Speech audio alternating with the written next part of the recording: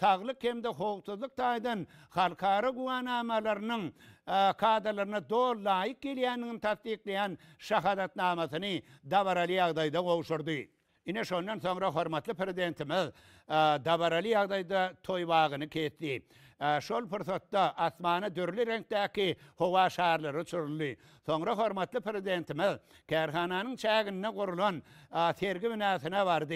Keramiki bedel plitalarının sanfayans önümlerinin görünüşleri bilen içkiyin tanış oldu. Sergi binasına bu yerde zahmet çeken kerhananın hünermeni, hormatly prezidentimizin tagallaları bilen şuun açılıp ulanmağa verilen Behirden Keramiki Önümler Kerhanasının yurdumuzda giyinlerin bilen alınıp barlayan kuruluşukları, ilatımızı kuruluşuk önümleri bilen üçün etmeye amatlı şertler döretecektiğini aytmak bilen şeyle devrava kerhanada işlemeye döredilen giyin künçülükleri için hormatly prezidentimize tüy yürekten hoşarlık bildirdi. Hem de onun işine akbata vermek baradaki haiş bilen yüzlerini ine şonna tolgunurcu fırsatın öyle gelip yetti. Hormatly prezidentimiz düğmeni batıp iri tenagat adet katını işe girdi. Behirden Keramiki Önümler Kerhanasının öz işine başlamağı, önümçülüğün çılsırımlı teknolog prosesi video şekillerde görkezildi. Bu yerde hormatly prezidentimize tenagat hem de kurulmuş toplumunun äkli işgarlarının adından acayip Türkmen haleti soğut verildi. Sonra hormatly prezidentimiz täze kerhananın barlıkhana otağına vardı. Bu yerde işleyen hünermen hormatly prezidentimizi döredilen şertler bilen içkiyin tanıştırdı. Bellenişi hali täze önümçülük detkasyna İtalya'nın SACMI kampanyasının öňde barjy enjamlary ornaşdyrılıp önümçülük amalları avtomatik usulla amala aşırılýar. Bu yerde keramik önümlerin dürlü görünüşleri tayarlanıp barlykhanada olaryň fiziki hem de kimiki düzümi şol sanına agramy, çyğyllygy, su sengdirjiligi, berkligi, çylşyrmly barlyklary SACMI kampanyasının ýokary teknolog enjamlary arkaly ýerine ýetirilýär bu hünermen aýtdy. Şeýlekem önüme goşulýan goşundylaryň muktary keskitlenýär diýip belledi. Hünermen yurdumyzyň ýaşlaryna döwrewap kerhanada zähmet çekmäge döredilen şertler üçin hormatly prezidentimize tüý türekden hoşarlygyny beýan edip, hormatly prezidentimize berk jan saglyk, halkymyzyň abadançylygynyň bähbidine alyp barýan döwletli işleriniň rowaşlyklary betlenmegini arzu etdi. Ine şonna hormatly prezidentimiz bu hünermene işine üstünlükleri arzu etmek bilen keramiki bedel plitalaryny öňürýän önümhana bardy. Hem de bu yerde önümçülüğün teknolog prosesi bilen içkin tanış boldy.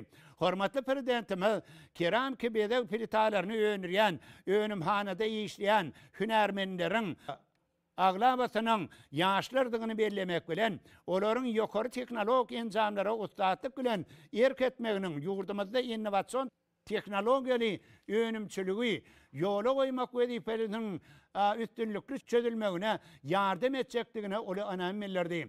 Ine şondan soňra hormatly prezidentimiz sanfayans önümleri önümhanasyna barıp bu ýerde önümçülük bilen içkin tanış boldy. Hormatly prezidentimiz sanfayans önümleri önümhanasyndan çykmak bilen Behirden Keramiki Önümler Kerhanasynyň ýol başçysyna täze awtoglaryň hem de ýörüýte teknikalaryň asarlaryny gowşurdy. Kerhananyň ýol başçysy döwrewap önümçilik detkasyny kurdurup berennigi şa terpaýy üçin arkadaly gahrman serdarymyza kerhananyň işgärleriniň adyndan çäkli hoşarlyk bildirip, hormatly prezidentimize berk jan saglyk, uzak ömür, döwlet häkmetli işleriniň rowaşlyklary betlenmegini tüýsürekden arzu etdi. Ine şondan soňra hormatly prezidentimiz bu dabara gatnaşçylara uly üstünlükleri arzu etmek bilen bu yerden uğradı. Ine şu zatlaryň özi hormatly prezidentimizin tagallasy bilen alınıp barlayan işlerin netijesinde ýurdumyzy senagatlaşdyrmak bilen baglanyşykly. Şonuň bilen bir hatarda da alınıp barlayan guruluşy işleriniň ýokary hili çalt tepkinne alınıp barmagyny üpçün etmäge gönükdirilen işlere aýratyn uly ähmet berilýändigini ýene de bir gezek subut edýär.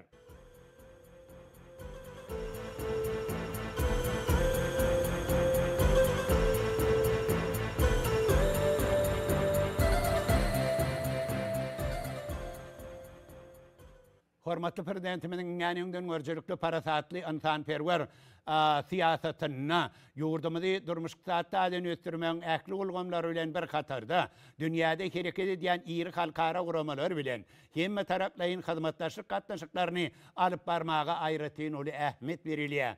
Ine şu wagtda alnanna 10-njy martda hormatly prezidentimiziň Ýewropa Birleşiginiň halkara hyzmatdaşlyk boýunça Ýewropa komissary Josef Sikalany kabul etmeginiň ullukan ähmetiniň bolanlygy aýratyn bellemäge münasipdir.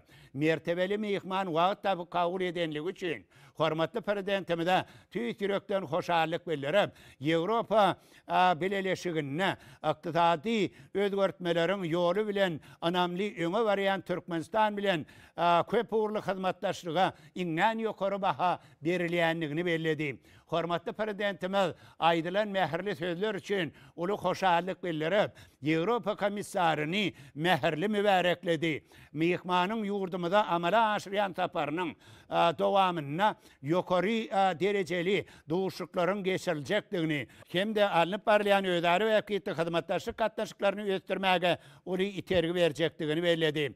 Şonuň bilen birlikde de Sevitde uly portlaryň biri bolan Türkmenmaşy halkara deňiz portuna baryp görjekdigini aýtmak bilen bu saparyň Türkmenistan bilen Ýewropa Birleşiginiň arasyna iki taraplaryň hyzmatdaşlygynyň häzirki ýagdaýy geljekki uğurlary boýunça pikir alışmaga köp uğurly gatnaşyklary mundan meýlekde ösdürmäge mümkinçilik berjekdigini uly anam bildirdi.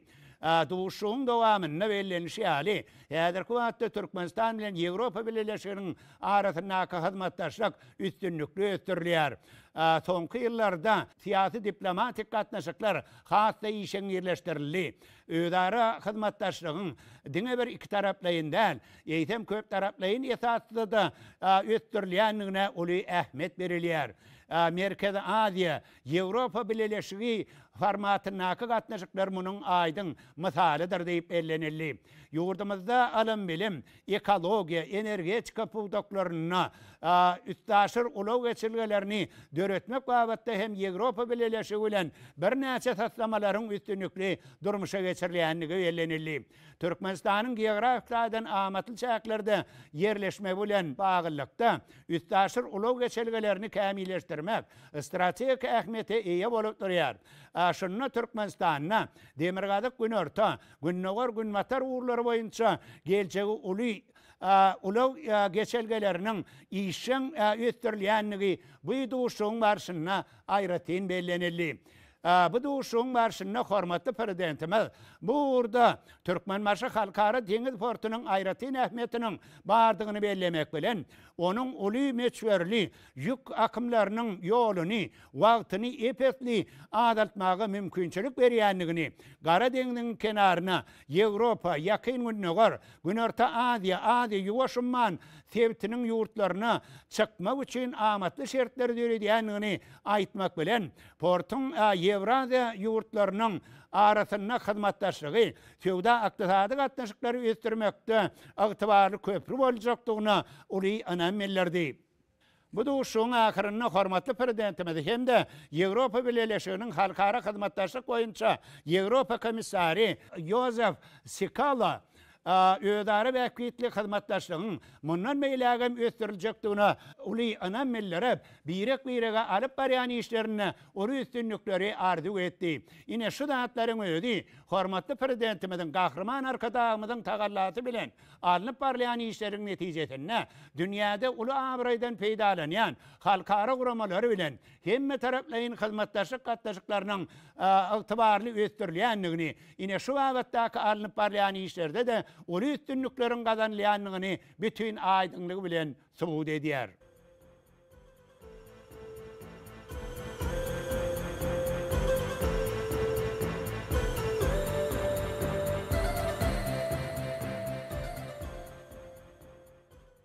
Hormatly prezidentimizin ňanyňdan görjülükli parasatly antanperwer siýasatynyň üstünlükli durmuşa geçirilmegi biziň ýurdumyzda ykdysadyýetin, medeniýetiň, siýasatyň, halkymyzyň durmuş ýaşaýyşynyň özara sağlaşakly bede wady bilen öňe gitmegine gymkynçilikleri emele getirýär. Munyň aýdyň subutnamasyny ýaňy ýakynyna 14 martda hormatly prezidentimiziň ýol başçylygyna geçirilen Türkmenistanyň ministrler kabinetiniň sanly ulga markaly nobatdaky meclisine garalan meseleler şeýle de kabul edilen ýylyrt täfiyetli kararlar bütün aýdynlygy bilen subut edýär. Bu gedeki ministrler kabinetiniň sanly ulga markaly matlahatyna da hormatly prezidentimiz adatça edişýäli ýurdumyzy durmuşykda dönýetdirmegiň türlü ulgamlaryna alınıp barlayan işler barada şol uğurlara yol başçılık edýän yol başçylaryň hasabatlaryny dinledi. Ilkinji nöwetde bu gedeki iş matlahatynyň barşyna hormatly prezidentimiziň gahryman arkadağymyzyň alyp barýan işleriniň kanun bünýadyny häzirki döwrüň talaplaryna laýyk edip ötdürmek, kämilleşdirmek babatyna meclisiň deputatlarynyň alyp barýan işleri barada bu edaranyň yol başçysy giňişleýin maglumatlary berdi. Şonna meclisiň ýol başçysy kanunçylyk hemde hukuk tertibini berkitmek, raýatlaryň hukuklaryny, azatlyklaryny goramak, kadiýet edaralarynyň işini kämilleşdirmek, awtomobil ulagy, salgytlar bilen baglanşykly kanun tatlamalaryny taýýarlamak boýunça alınıp barlayan işler barada giňişleýin maglumat berdi. Şeýle de meclisiň ýol başçysy Halkara Dinanlar Günü münasibetli 7-8 martda geçirilen bayramçylyk çäreleri hususan Türkmenistanyň eni mähri diýen hormatly adyna münasip bolan dinanlary sarpalamak, olaryň bir näçesine döwrewap, öýleriň açarlaryny gowşurmak dabaralary barada habar berdi.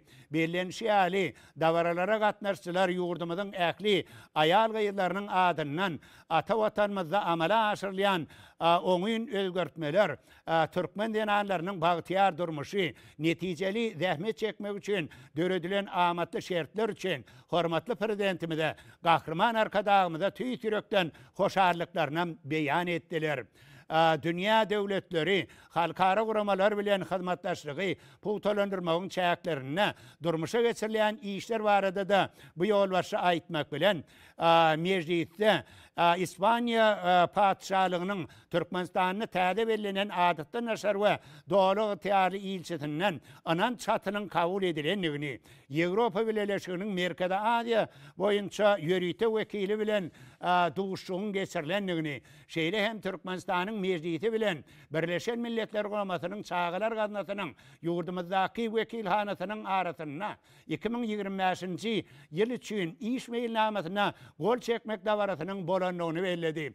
Şeýle de bu ýol başy mundan başga da deputatlaryň hormatly prezidentimiziň alyp barýan işleri daşary siýasatyny watanymyzyň halkara giňişlikde öňe sürýän başlangyçlaryny 2025-nji ýylyň şygarynyň siýasy jemgyýetçilik ähmiýetini wagt etmek, kabul edilen kanunlaryň many mazmunyny halk köpçüligine düşündirmek boýunça guralyan çärelere akjam gatnaşýanlyklaryny belledi. Hormatly prezidentimiz babatdaky maglumaty dinlemek bilen ýurdumyzyň kanunçylyk hukuk esatlaryny berkitmegi dowam etdirmegiň, kanun çykarjylyk işini ýygyderli kämilleşdirmegiň möhümdigine degişli ýol başynyň üntüni çekdi. Ine şondan sonra bu gedekki Ministrler Kabinetinin sanly ulga markaly nobatdaky meclisine bizim yurdumuzda Iqtisadiyet Maliye Bank ulgamına gödekçilik edýän vice-premier çykyş etmek bilen Senagat hopsuzlygy çygyryna bilermenleriň hünär synagyny geçirmegiň tertibiniň tatlamasy barada hasabat berdi. Şonu bellenişi ýaly bu resminama Türkmenistanyň hereket edýän kanunçylyga laýyklykda Türkmen standartlary baş döwlet gullugy tarapyndan degişli ministerlikler, puda edaralary, welaýatlaraň Aşgabat, Arkadaş şäherleriniň häkimlikleri bilen bilelikde işlenip taýýarlananyny belledi. Şeýle de bir ýol bar.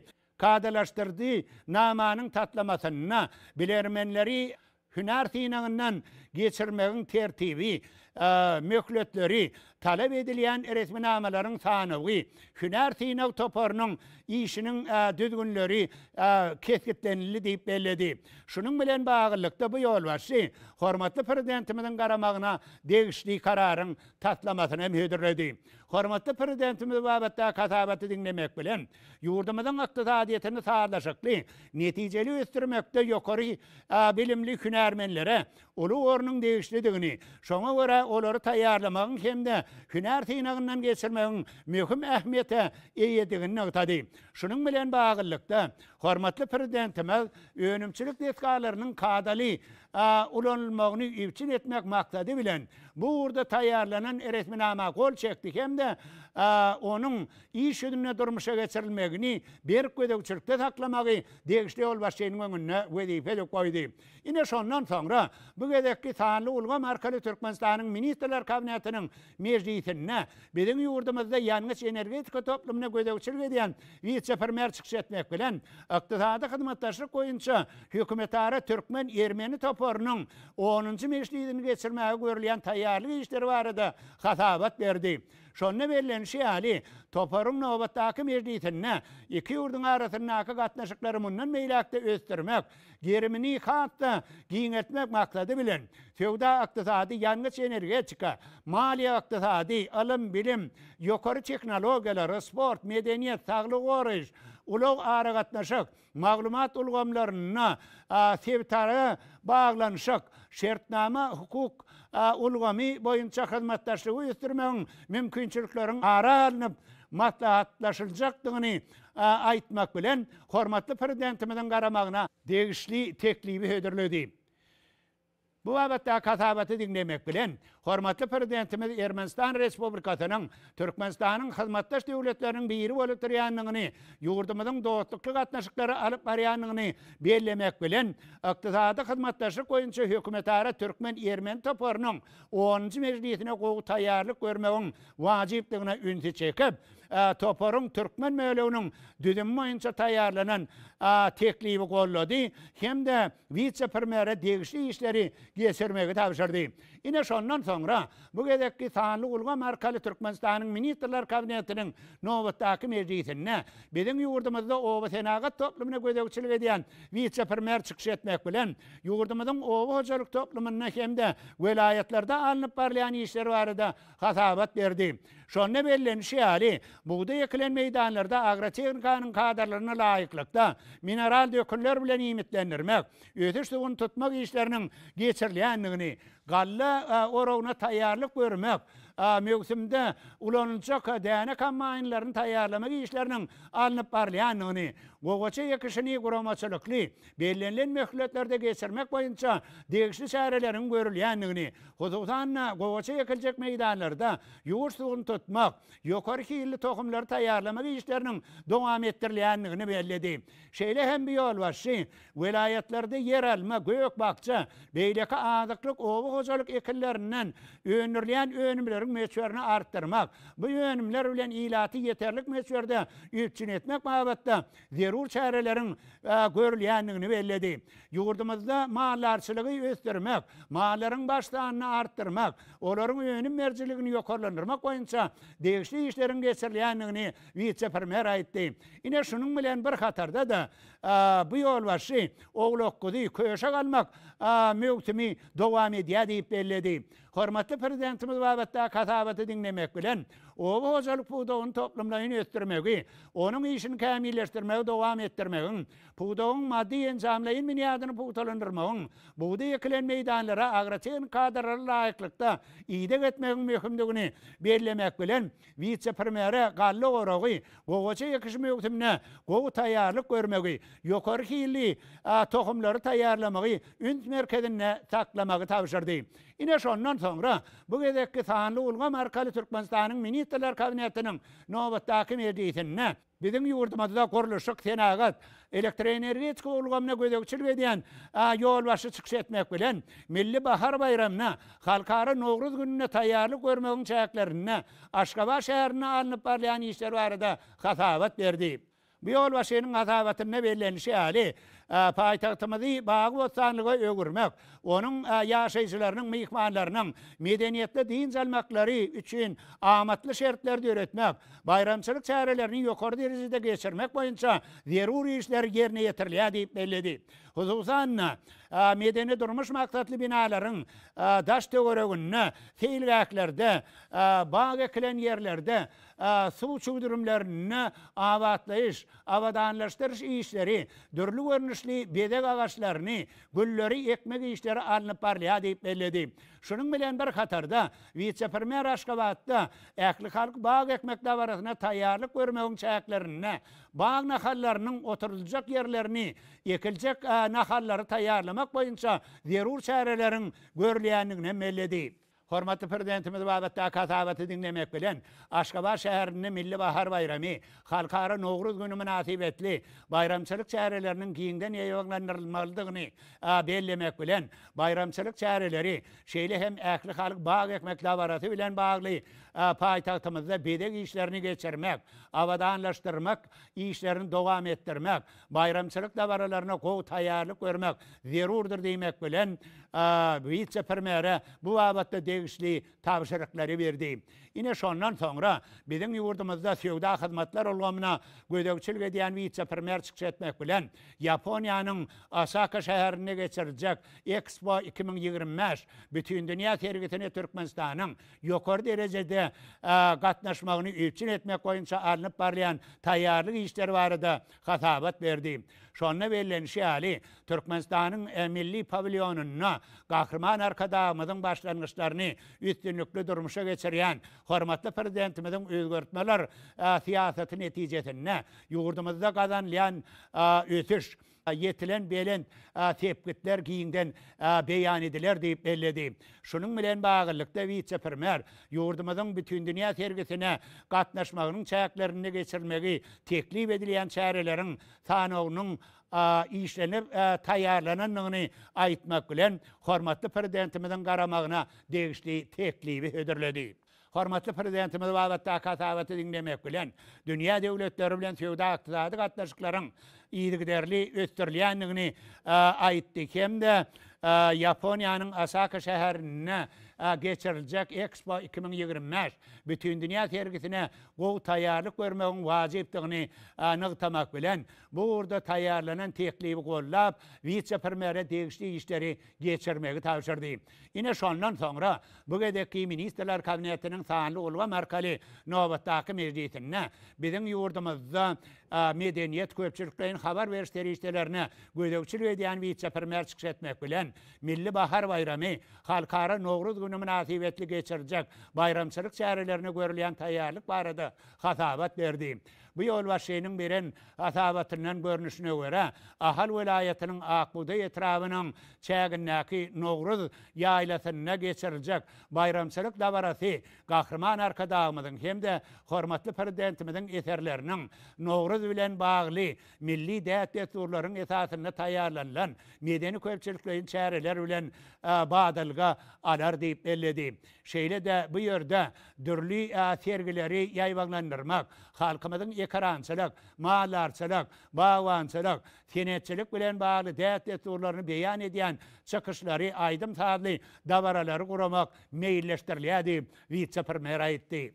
Hormatly prezidentimiz wagtda katabaty dinlemek bilen biziň ýurdumyzda milli bahar bayramy, halkara Nowruz güni münasibetli bayramçylyk dabaralaryny ýokary derejede geçirmek möhümdigine ünsi çekmek bilen vice premier ýurdumyzyň welayatlaryny Türkmeniň agoý binalarynyň öňündäki bayramçylyk meýdançalaryna milli bahar bayramyna bagyşlanan çärelere gowy taýýarlyk görmegi, olary ýokary derejede geçirmegi tapşyrdy. Ine şondan soňra biziň ýurdumyzda alam bilim, saglyk goraýyş, sport we ýaşlar siýasaty ulgamna gödäwçilik edýän vice premier çykyş etmek bilen 2025-nji 2026-njy okuw ýylyna Ruminiýanyň ýokary okuw mekdeplerine ýaşlary okuwa iýermek meselesi barada hatabat berdi. Şunun bilen bagylykda vice premier Türkmen ýaşlarynyň maglumat teknologiýalary, saglyk goraýyş we lokmançylyk alymlary, bilim we pedagogika alymlary, owy hojalyk alymlary, inženerçilik işi, teknologiýalary we tekniki alymlar, matematika hemde tebiği alımlar ýaly uğurlar boyunça dogatlykly ýurdun ýokary okuw mekdeplerine iýerilmeginiň maksada laýyk hasaplanýanyny aýtmak bilen hormatly prezidentimiziň garamagyna degişli teklibi öderledi. Hormatly prezidentimiz wagtda katabaty dinlemek bilen biziň ýurdumyzda ýaşlaryň, daşary ýurtlaryň abraýly ýokary okuw mekdeplerine bilim almaklar üçin giň kynçylyklaryň döredilýänligini, munyň milli ykdysadyýetimiziň puwdaklaryny ýokary taýýarlykly hünärmenler bilen üpçün etmäge ýardam berýänligini bellemek bilen Ruminiýanyň ýokary okuw mekdeplerine ýaşlary okuwa iýermek baradaky taýýarlanan teklibi makullap vice premier degişli işleri geçirmegi tapşyrdy.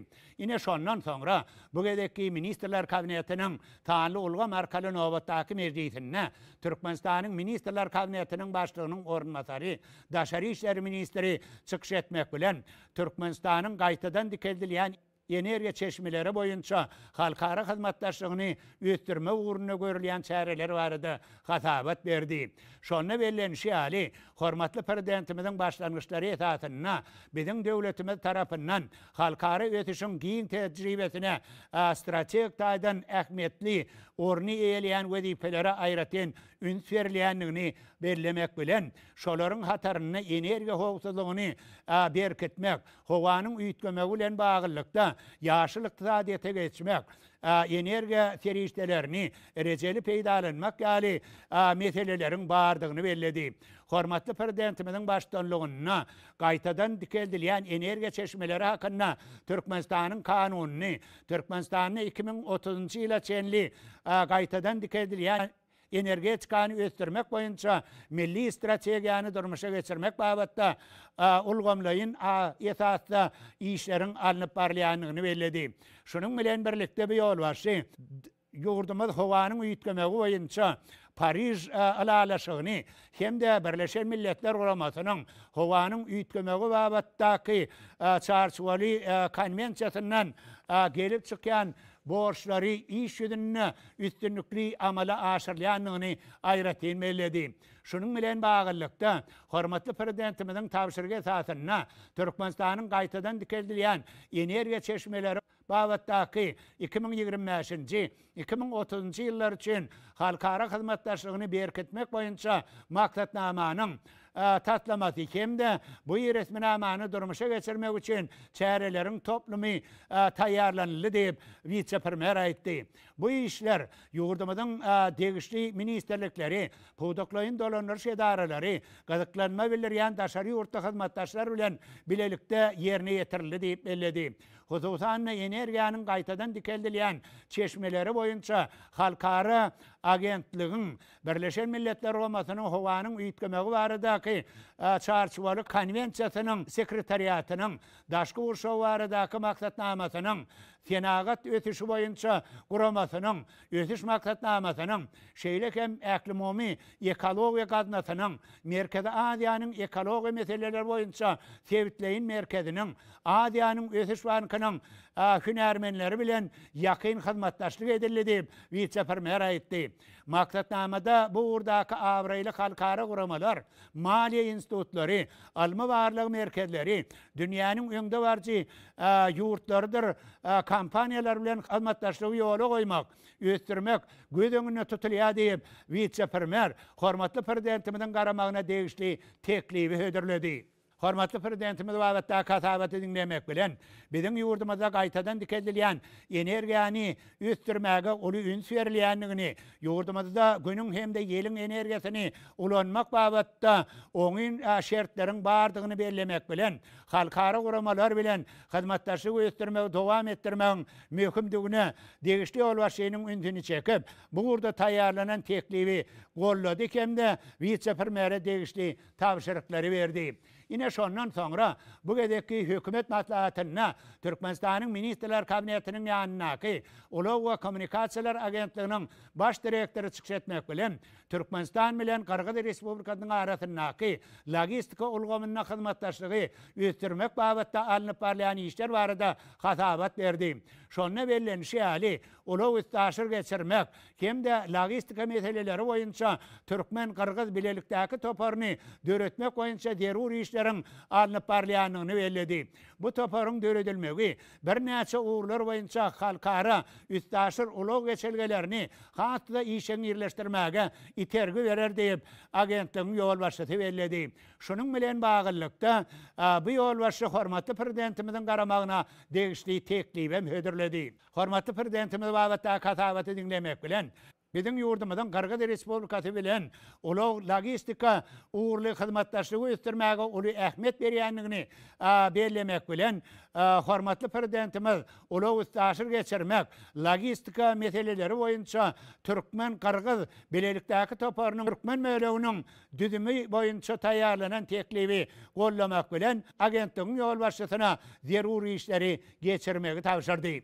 Ine şundan başga bu gedeki hökümet maslahatynyň barşyna hormatly prezidentimiz ýurdumyzyň durmuşyna degişli möhüm meseleleriniň bir näçesine garap, olar boýunça degişli çözgütleri kabul etdi. Ine şondan soňra hormatly prezidentimiz bu gedeki sanly ulgam arkaly Türkmenistanyň ministrler kabinetiniň nowatdaky meclisine garalan meseleleri jemlemek bilen onu öňe sürülen wezipeleri durmuşa geçirmekde bu maslahata gatnaşan ýolbaşçylaryň äklitine uly üstünlükleri arzu etdi. Ine şu zatlaryň hemmeti hormatly prezidentimiziň tagallasy bilen, gahrman arkadağymyzyň ahlasy bilen durmuşa geçirilýän işleriň diňe bir biziň öz halkymyzyň däl, şonuň bilen bir hatarda biz bilen dost doganlyk, ödare wekitde hyzmatdaşlyk gatnaşyklaryny giňlerimde östirmäge uly itlik bildirýän ähli halklaryň bagtyar, işretli durmuşda ýaşamagyny üpçün etmäge gönükdirlerini işlerdigini bütün aýdynlyk bilen suwut edýär.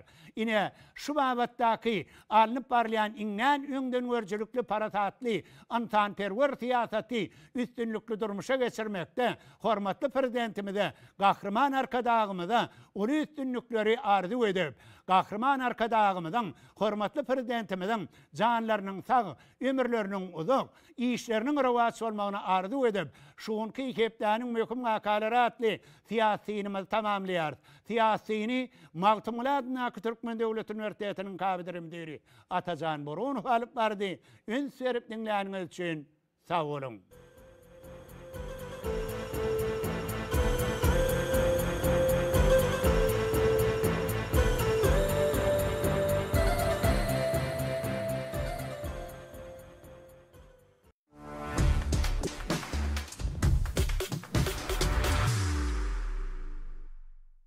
Mehriban ýyllaşlar, paýtagtymyzyň Garrykuliýew köçesiniň 92-nji jaýyna ýerleşýän ýaş türkmenler binasynyňky arzuw haly dükany size ajaýyp haly önümleriniň dürli görnüşlerini höderleýär. Biziň ähli haly önümlerimizi vilayet şahamçalarymyzdan hem satyn alyp bilersiňiz. Bahalar hallara görä dürli-dürlidir. Telefon belgilenmez 863 91 28 82 862 66 11 00 75 38 75 arzuw haly dürli hil, dürli baha. Mehriban ýyllaşlar, mukaddes orada ay münasibetli, Şynar Mebil, ulu arzalaşyk yglan edip 5000 manatdan ýokary sewda eden müşterileriň ählisine dürli gymmat bahaly sowgatlar taýýarlady. Naýbaşy sowgat hökmünde bolsa, ýatogy üçin garnitur berler. Şeýlede bu ajaýyp mebilleri siz 6 aýlyk garaşaryny hem alyp bilersiňiz. Sowgatlar sağly ulgamyňyz bilen bize şekilmeğin esasını saylanar. Telefon belgilerimiz 46 81 93 861 50 77 79.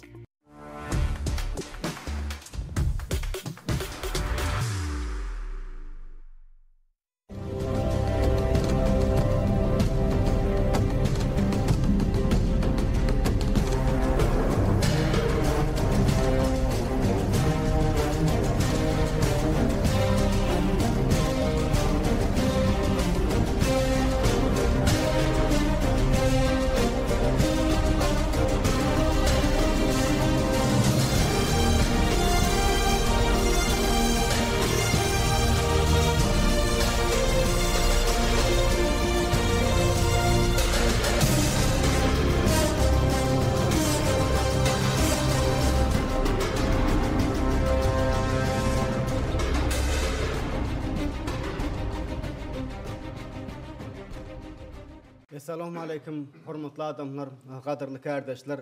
Sizin hemmäňizi Haşugun erken dörüzü mekanyna Türkmen Döwlet Neşriyat Gullugynyň ýurdumyzyň gaziýet jurnallarynyň redaksiýalarynyň bilelikde guramagyna geçirilýän ötüş arkaly parahatçylyk aýdyň maksatlar antanperwer ýörelgeler atly maslahatymyzda hoş gördük.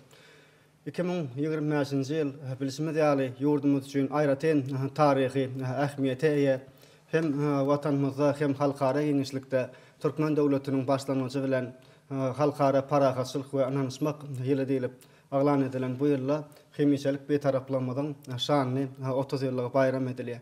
Ýa ýylyň başyndan bäri şol öňde goýulan wezipeleri, aýdyň maksatlary, ýurdumyzda bolup geçýän taryhy wakalary, şu ýerde bir aralyk maslahatlaşmak, ýurdumyzyň södeýeleri, söz adamlary bilen aralyk maslahatlaşyp geljek üçin çelikler bellemek bir asly däbe öwrüli.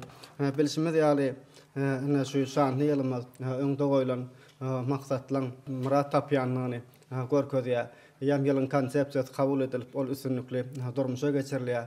Gurmak guruplukdan nişan ýakynna has anygy 10-njy martda Bäherden keramika önümler kärhanasynyň hormatly prezidentimiň gatnaşmagyna dawaraly açylmagy ýa hakykatdan şu ýylla açylyp ulanmagy berilmeli.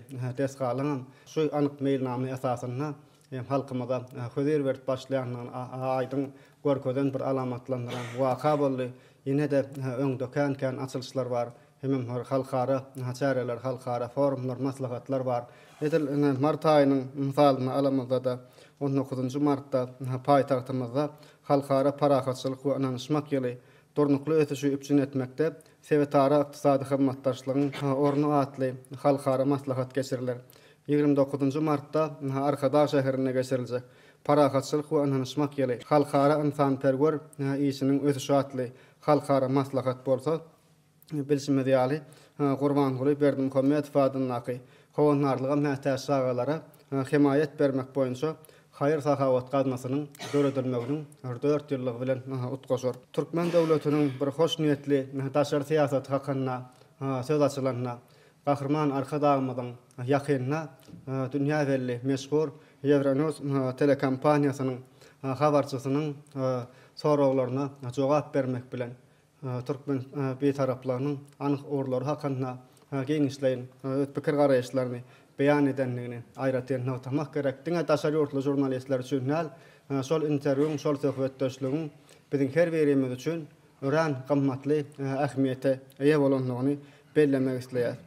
Häzirki döwürde parahatçylygy dikeltmekdäki synanyşmalar şunda betarap Türkmenistanyň ornu nähili şu meselelerine Türkmenistanyň garaýşy, Türkmen betaraplygynyň Awganistan bilen gatnaşyklardaky ähmiýeti, Ýewropa Birleşiginiň Merkezi Aziýa bilen hyzmatdaşlygynyň geljegi, Türkmenistanyň tebigy gazy, hemem şol urda hyzmatdaşlygyň geň garym we beýleki meseleler Gahrman Arkadagymyň şol belli teleýaýlyma beren interwýusyny geňişleýin beýanyny tapdy. Söhbetdeşlik umumyň jurnalistikada hemişe özüne çekici ugur bolmak bilen ol tamaşaçylar üçin hem dinleýijiler, okuwçylar üçin hem hemişe gazakly täsirli bolmagyna galýar. Diňe bir şol sorag berenlerle man giň köpçülik özüni gazaklandyrýan soraglaryna jogap tapýar. Biz şuňky maslahatymyzda betarap Türkmenistanyň daşary siýasatynyň uğurlary biziň häzirki gündemimizde bolup geçýän şöyle aýratyn bir ýaraşyk berýän, şan berýän wakalar hakynda gahrman arkadaşymyzyň şol söhbetdeşligini beýan edilen ogurlar hakynda hemişelik betaraplamygyň şan 30 ýyllygynyň toy ruhy bilen söhbet eder. Hormatly adamlar, hormatly maslahata gatnaşyjylar, häzir çykyş etmek üçin Neytral Türkmenistan hadiýatynyň baş redaktory Maya Alimowa söz bereli. Salam kaderli maslahat gatnaşyjylar. Inha şuňky maslahatymyzdan ýanky kakamrat kardeşimizin aýyp geçýäli Türkmenistanyň başlangyçlary bilen dünýä jemgyýetçiliginde we biziň ýurdumyzda halkara parahatçylyk we ynanşmak gelip elan edilmegi münasibetli Türkmen döwleti tarapyndan kabul edilen konsepsiýanyň öňe sürilmegi şu konsepsiýada öňe sürülen ähli meýnamanyň onun ýerine ýetirişi baradaky meseleler öňe alyp maslahatlaşylar. Esasanam şuňky öňe sürýän ýa-da şu ýylyň ady bilen bagly esasanam Türkmenistan döwletiniň dünýäde ilkinji we ýeketäk Birleşen Milletler Guramaty tarapyndan hemişelik bir taraplyk halkara hukuk derejesiniň ikrar edilmegi bolup durýar. Bu ikrar edilmegi Türkmen döwletiniň bir taraplygynyň diňe sebitde däl dünýäde parahatçylyk gorap saklamak, parahatçylyk söýjülük, dostogonluk, bire hormat syla gormak, ynanşmak ýörelgeler esasyna halklaryň arasyndaky dostogonlugy berkitmek barada alyp barýan siýasatynyň häzirki gününe yeten derejesini alyp maslahatlaşýar. Hemde şol yeten dereje barada Türkmen döwletiniň alyp barýan sazlaşykly içer we daşary siýasatyny diňe Türkmen halkyna däl eýtem dünýä jemgyýetçiligine dogry ýerine ýetirmek, dünýä jemgyýetçiligine Türkmenistan döwletiniň ösüşlerini beýan etmek babatyna ul işler alınıp barlar. Biziň häzirki ýeten derejelemede Türkmen bir taraplygynyň häzirki döwürde dialogyň üstülen halklaryň arasyndaky düşünüşmezligi aradan aýyrmak babatdaky ýan oruny açyp görkezmekde biziň Türkmen halkynyň milliligi Türkmenistan halk maslahatynyň başly gahrman arkadaşym özüň nusgalyk görelesini görkezýär. Şu wagtda Türkmen halkynyň içeri we daşary siýasatyny açyp görkezmek, Türkmenistan döwletiniň daşary ýurtlarda häzirki daşary siýasat konsepsiýasyny amala aşyrmak bilen halklaryň dünýäniň gün tertibinde öňe sürýän suw, energetika, ekologiya ve medeni diplomatiya ýaly öňe sürilýän meseleler çözmekde Türkmenistanyň garaýşlaryny dol açyp görkezmek bilen dünýä jemgyýetçiliginiň Türkmenistanyna alyp barýan işler bilen has ýakyn tanıştyrjakdygyna gahrman arkadaşymyz özüniň Euronews telekompaniýasynyň habarçysy Laura Bakwell'in sorawlaryna jogap berende dol anykylygy bilen aýdyp geçdi. Türkmen bir taraplygy babatyna aýdylanda bolsa şu ýerde biziň esas bellemeli zadymyz Türkmen bir taraplygy özüniň gadymdan alyp gelýän köklerine ýer. Bu Türkmen bir taraplygy Oğuz döwründen gelýän bir taraplyktır. Türkmen halky elmi dama dostogonluk birek bilen hoş niyetli goňşuçylyk görelgelerini etatlan birek bähbitli hyzmatdaşlygyň ýoly goýmagyň hatyrasyna hereket edip gelipdir. Häzirki döwürde Türkmenistan döwleti özüniň iki ýol ikrar edilen bir taraplyk siýasatynyň ýörelgelerini esaslanyp alyp barýan dünýä jemgyýetçiliginde häzirki döwürde alyp barýan kynçylikli ýagdaýlarda öňe sürýän başlangyçlaryny amala aşyrmakda etýän işleri ýa-da Türkmen bir taraplygy häzirki döwürde özüniň oňy netijesini berýär diýip dol suratda aýdyp bilýär. Muňa mysal edip bolsa häzirki döwürde hemişelik bir taraplyk parahatçylyk, söýjülük, hoş niyetli goňşuçylyk özara bähbitli hyzmatdaşlyk ýörelgelerini esaslanyp alyp barýan siýasatymyzyň netijesinde Birleşen Milletler Guramatynyň ýürüteleşdirilen düzümleriniň birnäçesine Iqtisady we Durmuş Geňeşiniň ilat we ösüşi boýunça komitetynyň 2024-2028 ýyllar üçin agdalygyny Birleşen Milletler Guramatynyň Durmuş ösüşi boýunça komitetynyň 2025-2029 ýyllar üçin agdalygyna biragdan taýlanylmagy şonuň bilen birlikde de Türkmenistanyň başlangyçlary bilen hemişe ähliňiz bilşiňiz ýaly 2024-nji ýylda Birleşen Milletler Guramatynyň baş assambleýasynyň 78-nji sessiýasynda şu ýyly 2025-nji ýyly halkara parahatçylyk we ynanşmak gelip elan etmek barada rezolýusiýalar. Şonuň bilen birlikde de häzirki döwürde Merkez Aziýanyň has bir öňe gitýän jiws birek hoş niyetli goňşuçylyk siýasatynyň esasyna dünýäde görellilik, nusgalyk asudu tevit hökmünü öňe çykmagyna Türkmenistanyň özüniň alyp barýan üstünlikli işleriniň mysal hökmünü biziň ýurdumyzyň başlangyçlary esasyna Merkezi Aziýa parahatçylyk nanşymak hyzmatdaşlyk dowlugy Merkezi Aziýada ýadro ýagragyndan azat dowluk hakyndaky şertnama atly rezolýusiýalaryň kabul edilmegi muny dowlugyna tuğut etýär. Şoň bilen birlikde de Türkmenistan döwleti diňe sebäpde däde dünýäde hoşniýetli goňşuluk gatnaşyklaryny döwletden arasyndaky özara bähsitlik hyzmatdaşlygy hasa berkitmek babatda şu wagtda dünýä global derejede çykýan meseleleri öňe alyp maslahatlaşmak we çözmek barada öňe sürýän başlangyçlaryň arasynda ähli umumy howpsuzlyk strategiýasyny öňe sürmegini agdap geçdik. Şoň bilen birlikde de howpsuzlygy Türkmenistan döwletiniň bütünligine seretýändigini bu babatda aýdamyzda ol ykdysady durmuş medeni insanperwer urlaryň ählisini özüne içine alýanyň şu ýerde biz hökman bellek geçmelidir.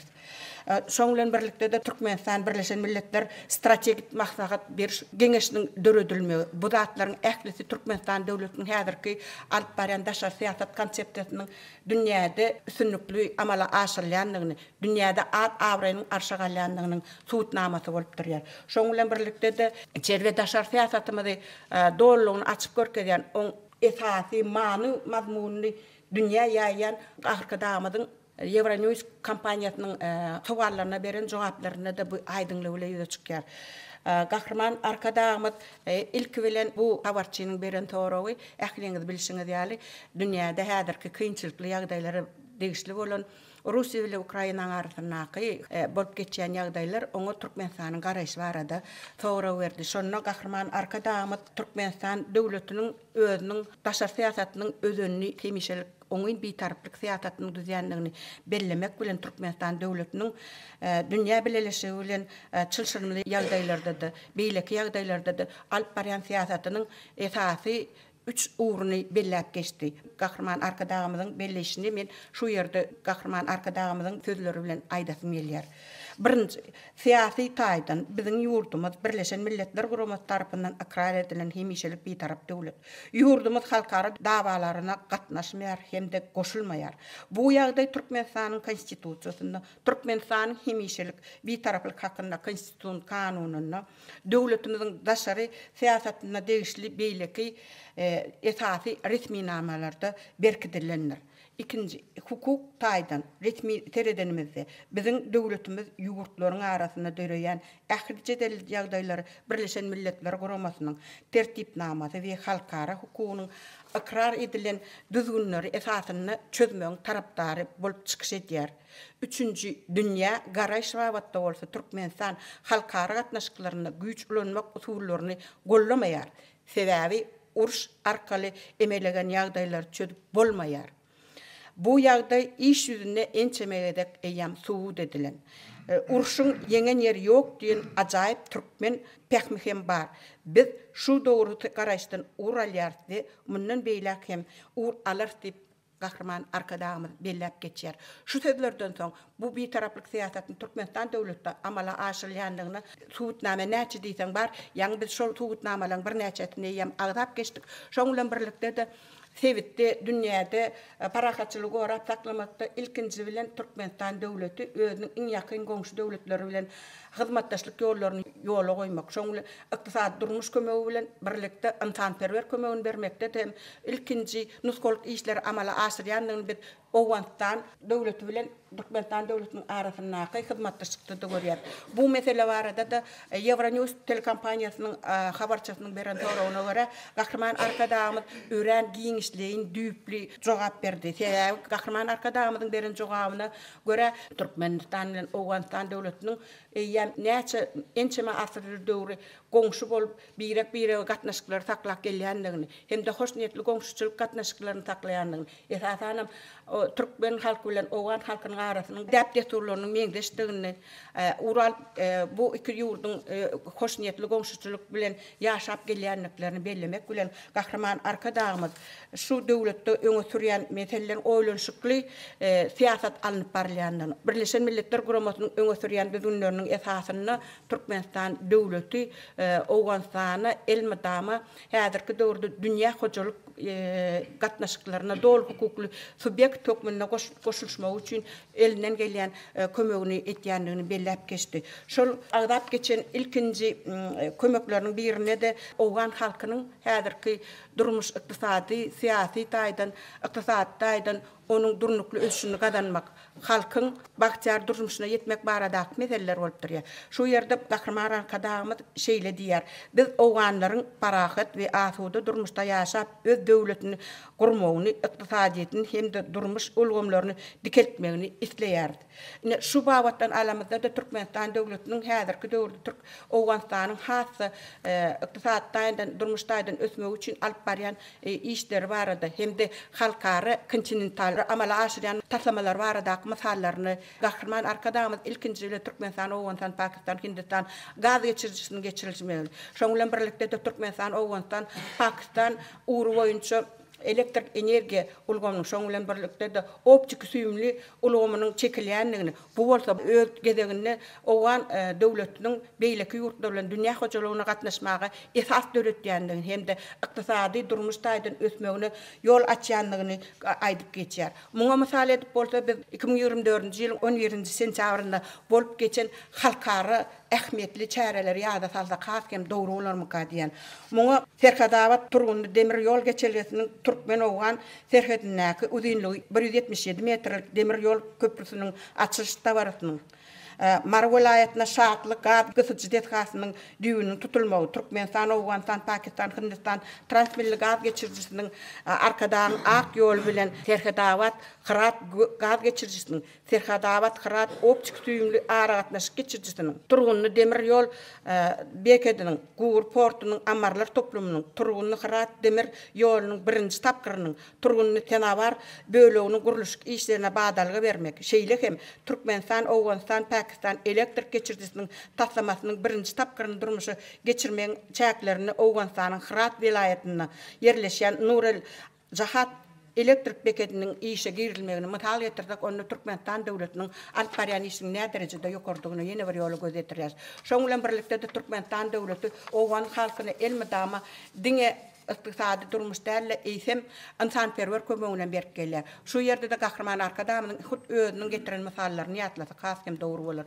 Gahryman arkadaşymyň belleşýär Türkmenistan döwleti ýygy derli Owgan ýaşlaryny Türkmenistanyň ýokary okul jaýlaryny we beýleki okul jaýlaryny okutmagy Owgan halky üçin hunarmenleri ýetişdirmegi şoň bilen birlikde de siziň ähliňiziň bilişiňiz ýaly Türkmenistan döwleti elmadama durmuş maksatly deskalaram gurup gelýär.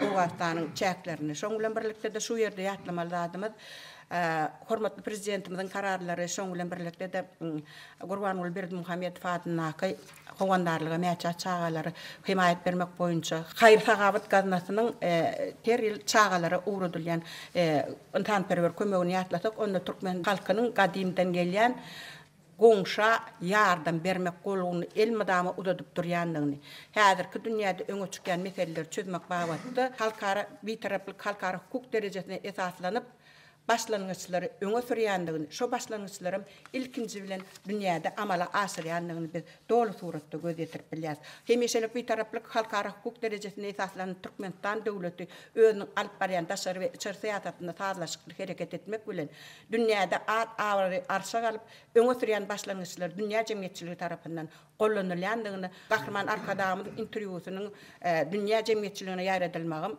dol suratda düşünürýär, görkezýär diýip aýdyp bilýär.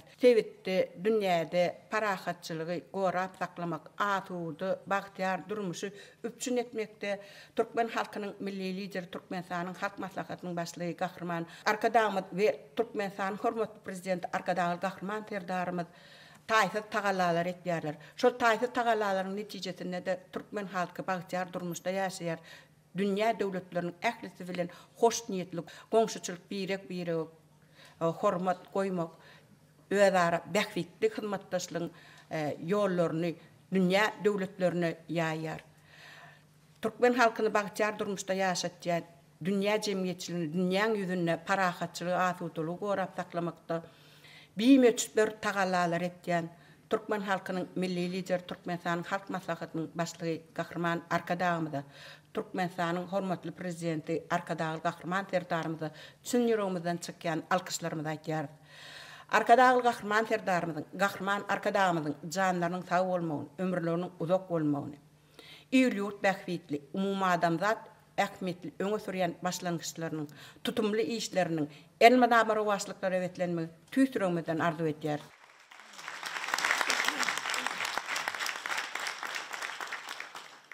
Köp sağ olun täsirde çykyşyňyz üçin. Işiňizde hemişe üstünlük rowaçlyk arzu edýär.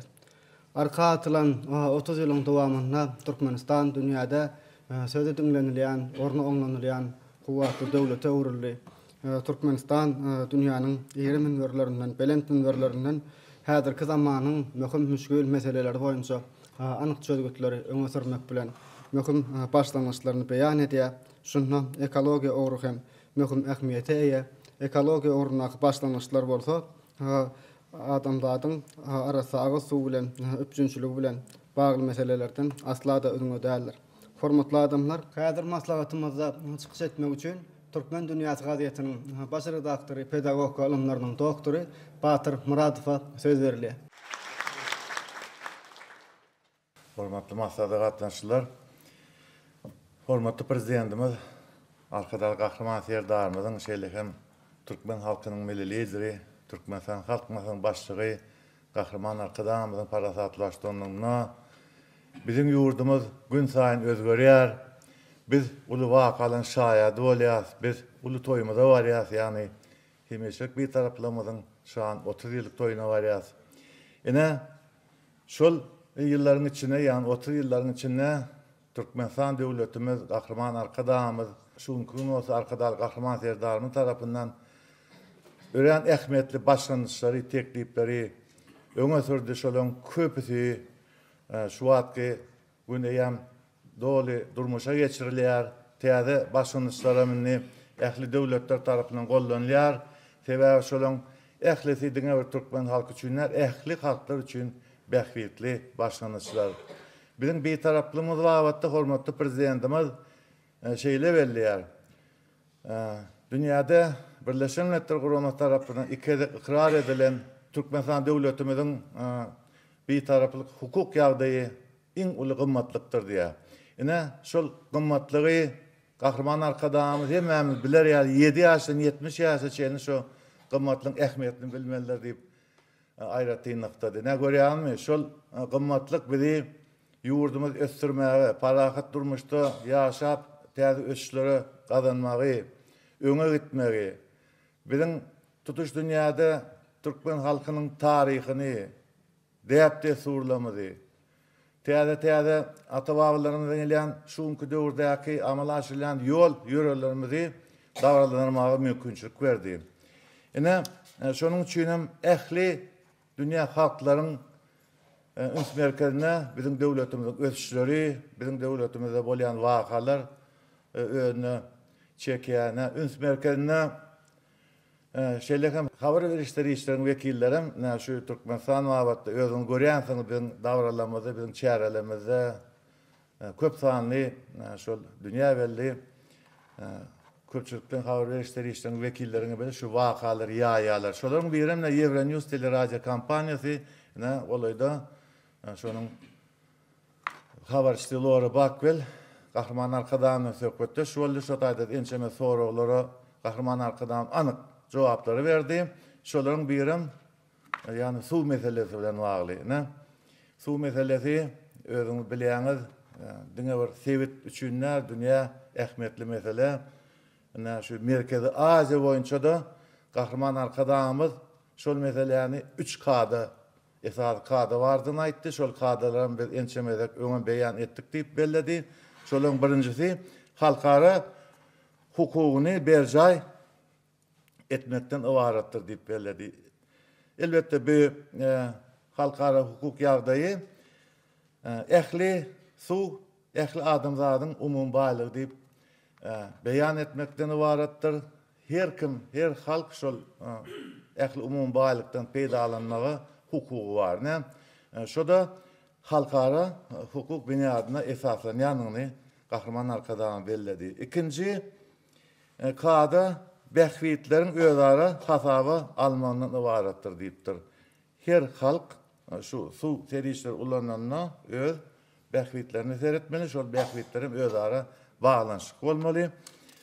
Şonun için hem şol kadalar berca edilmeli. Üçüncü kada olsa, bir işe halkara kurumalarının ilkinci nöbetde Birleşen Milletler kurumasının katnaşmağından ibarettir deyip Kahraman arkadan belledi. Yani Birleşen Milletler kurumasının konvensiyaları, kanunları esasında şu su meselesi Diňer Merkezi Aziýada der, hem yerde düşürilmeli yana has şu sorun özüni Merkezi Aziýada şol su meselesinin çözülmegine şu 3 tane kadrdan ibaretdir. Şeýlekem Kahraman arkadaşymyz özüň tekliplerini aýtdy, yani Türkmenistan, Merkezi Aziýa ýurtlaryna sudan peýdalanmak meseleleri boýunça sebit geňeşinde öğretmegini teklip edýär diýip aýtdy. Yani şol geňeşem su meselelerine değişli ähli teklipleri ara maslahatlaşyp durmuşa geçirmeli. Şeýlekem Birleşen Milletler Guramasının Amdere ve Sırderya boyunca konvensiyalarının kabul edilmegine gollap bir çykyş edýär diýip belledi. Yani ol deryalanmaz, yani sebitin deryaları şondan näl peýdalanmak boyunça konvensiýany kabul edilse maksada laýyk bolar diýip bir teklip edýär diýip Kahraman arkadan belledi. Ne görýärmi? Şu dünýäde biziň ýurdumyzda hem garaşsyz hem hemişik bir tarap ýurdumyzda ul üns merkezine saklayan şu misalym anyk görkezýär. Ýöne men ýende bir tane misal getiresim gelýär. Ewa Türkmen dünýä gazyady, dünýä Türkmenden insan berber birleşeniň gazyady.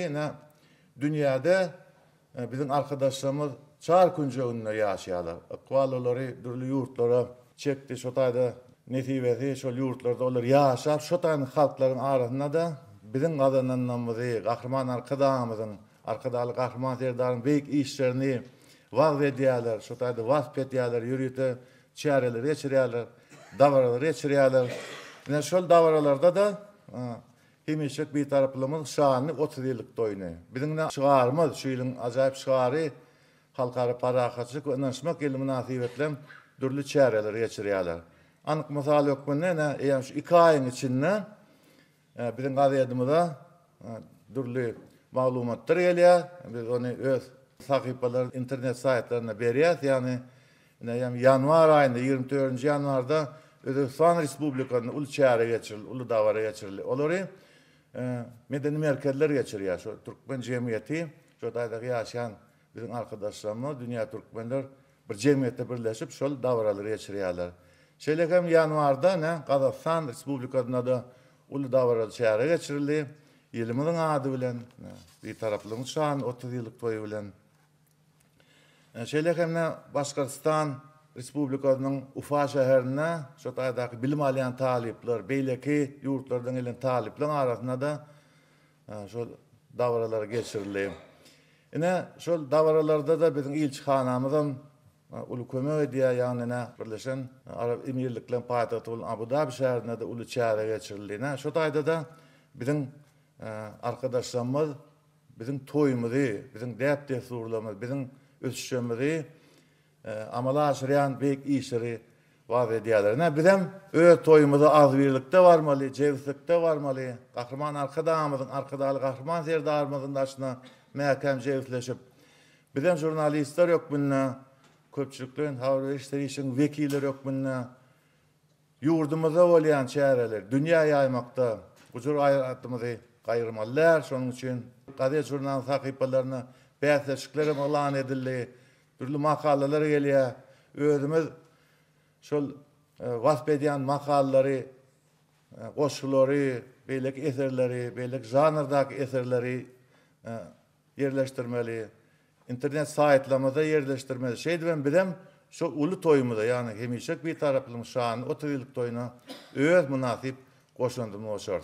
Bilen şu pursatdan peýdalanyp, ýurdumyzda bolýan şeýle ulu wakalyň şaýady bolmakda, şolary wasp etmekde. Gazetä jurnalyň sahyplaryna, teleradio ýaýlymlarda wagt etmekde. Döredýän mümkinçilikler üçin Gahryman arkadamyzy, arkadaly gahryman serdarymyzy tüýsürüňizden köp sag bolsun aýdýas. Goý arkadaly gahryman serdarymyzyň gahryman arkadamyzy janynar sag bolsun, ömürler uzak bolsun, alyp barýan il ürpäkli, dünýä ähmetli işlerdiňe urwaş gyrbesin.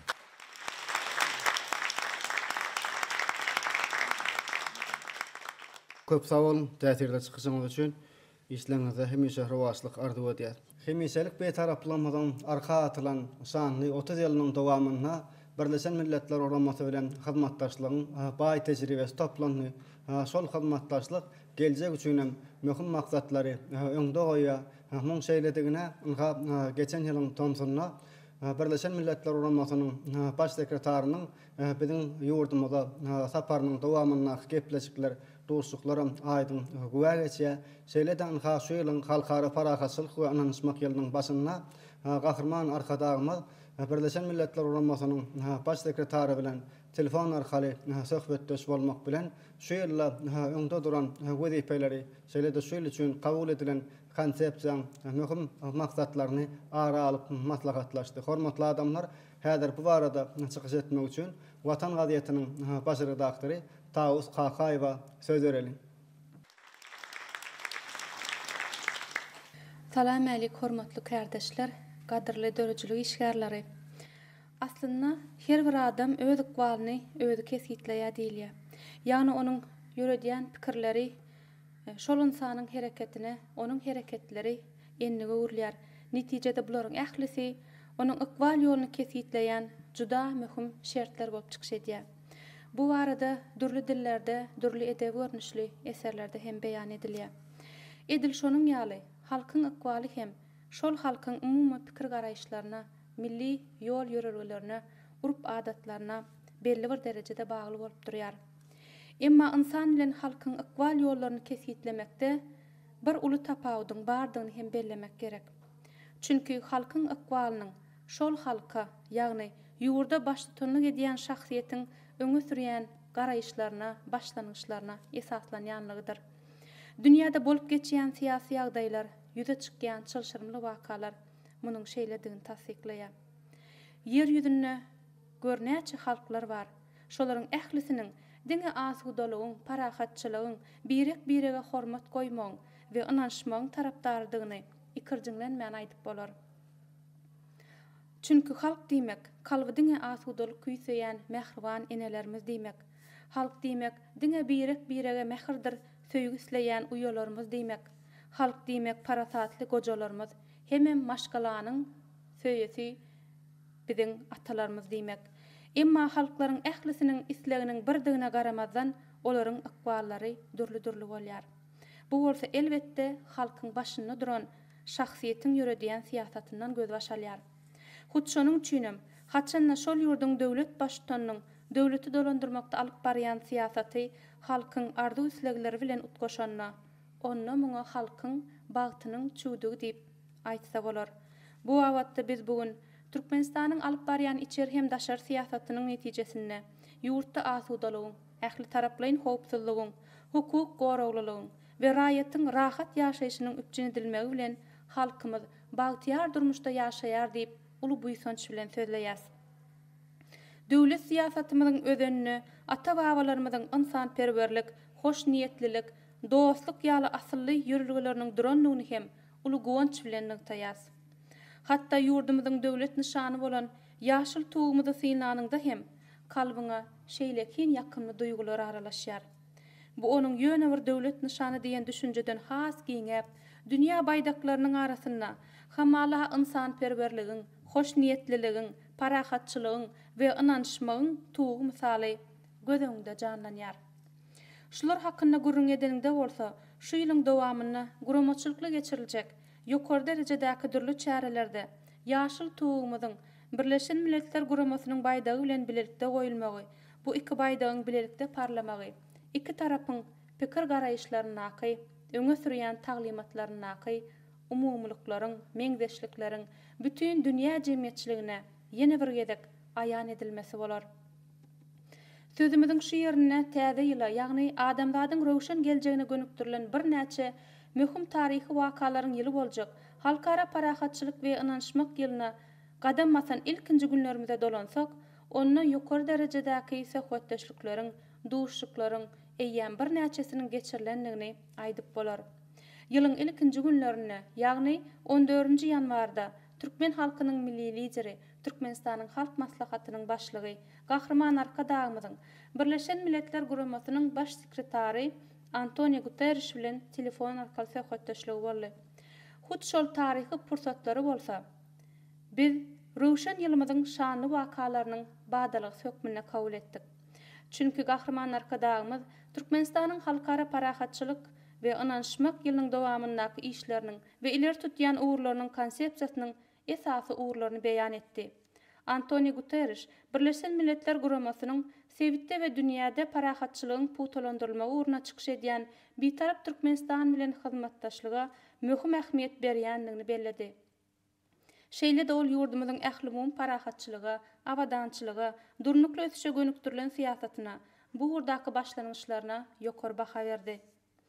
Şeýle de söhbetdeşligiň dowamyna bitaraplyk derejesiniň parahatçylygy döretmekde. Örän uly ähmiýeti eýedigini nazara almak bilen ýurdumyz bitarap döwletlere milletler birleşiginiň parahatçylyk dörejilikdäki tagallalaryna BMG-niň ileri tutulýan hyzmatdaşy diýen hukuk derejesiniň berilmegi baradaky başlanyjy öňe sürdi.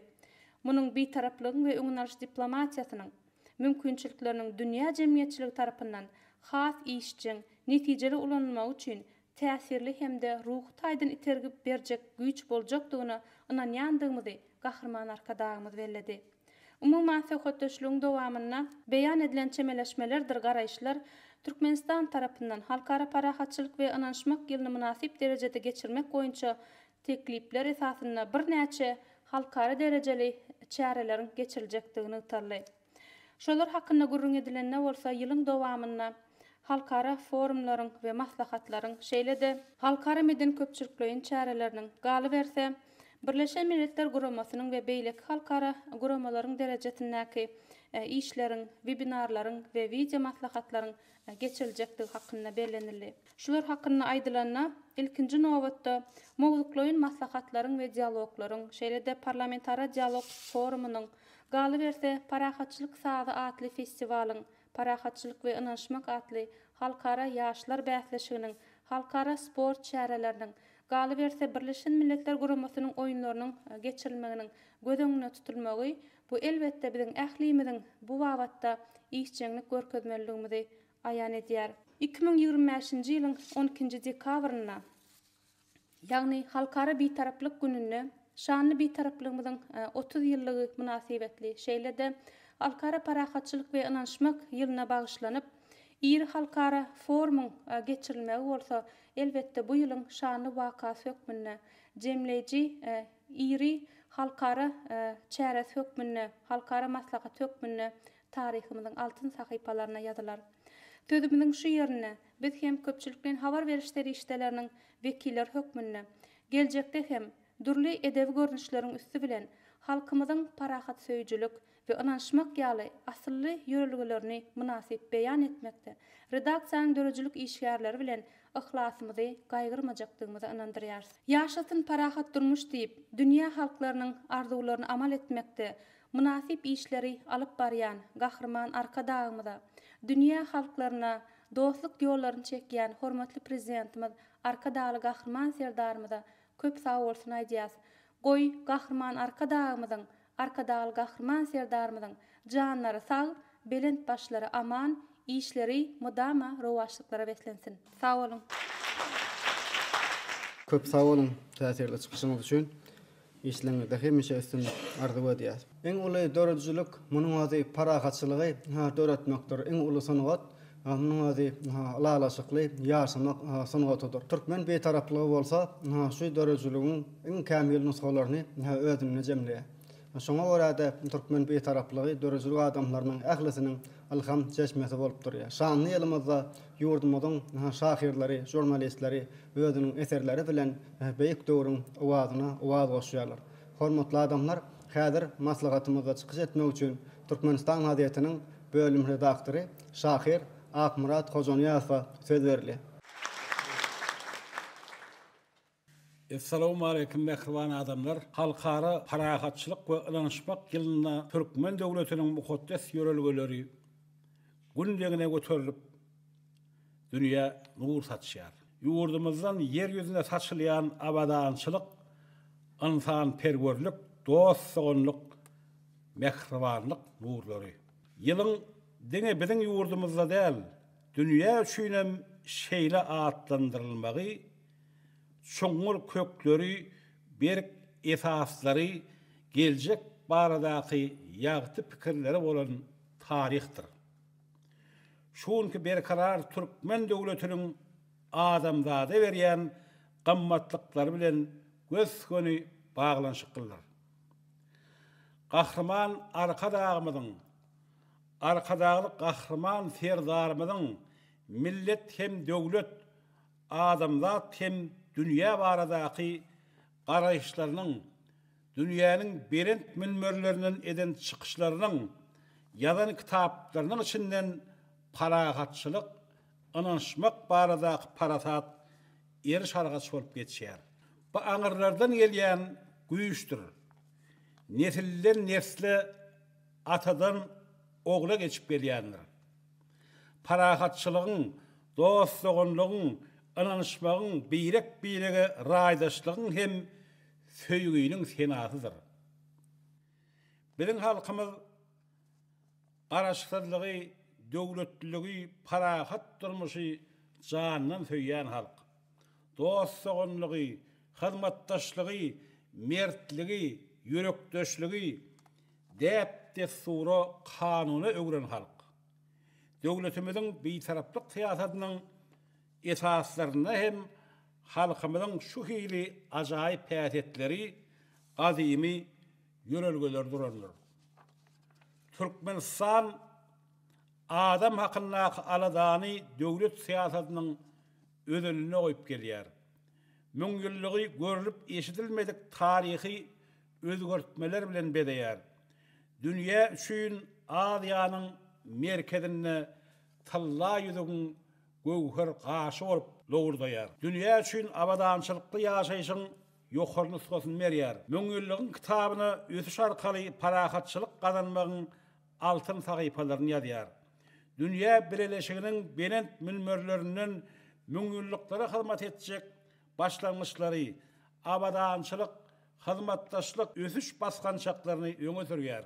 Qahraman arkadalyk qahraman serdarymyzyň sözü we işi ýurdumyzda da dünýäde ösüş abadançylyk getirýär.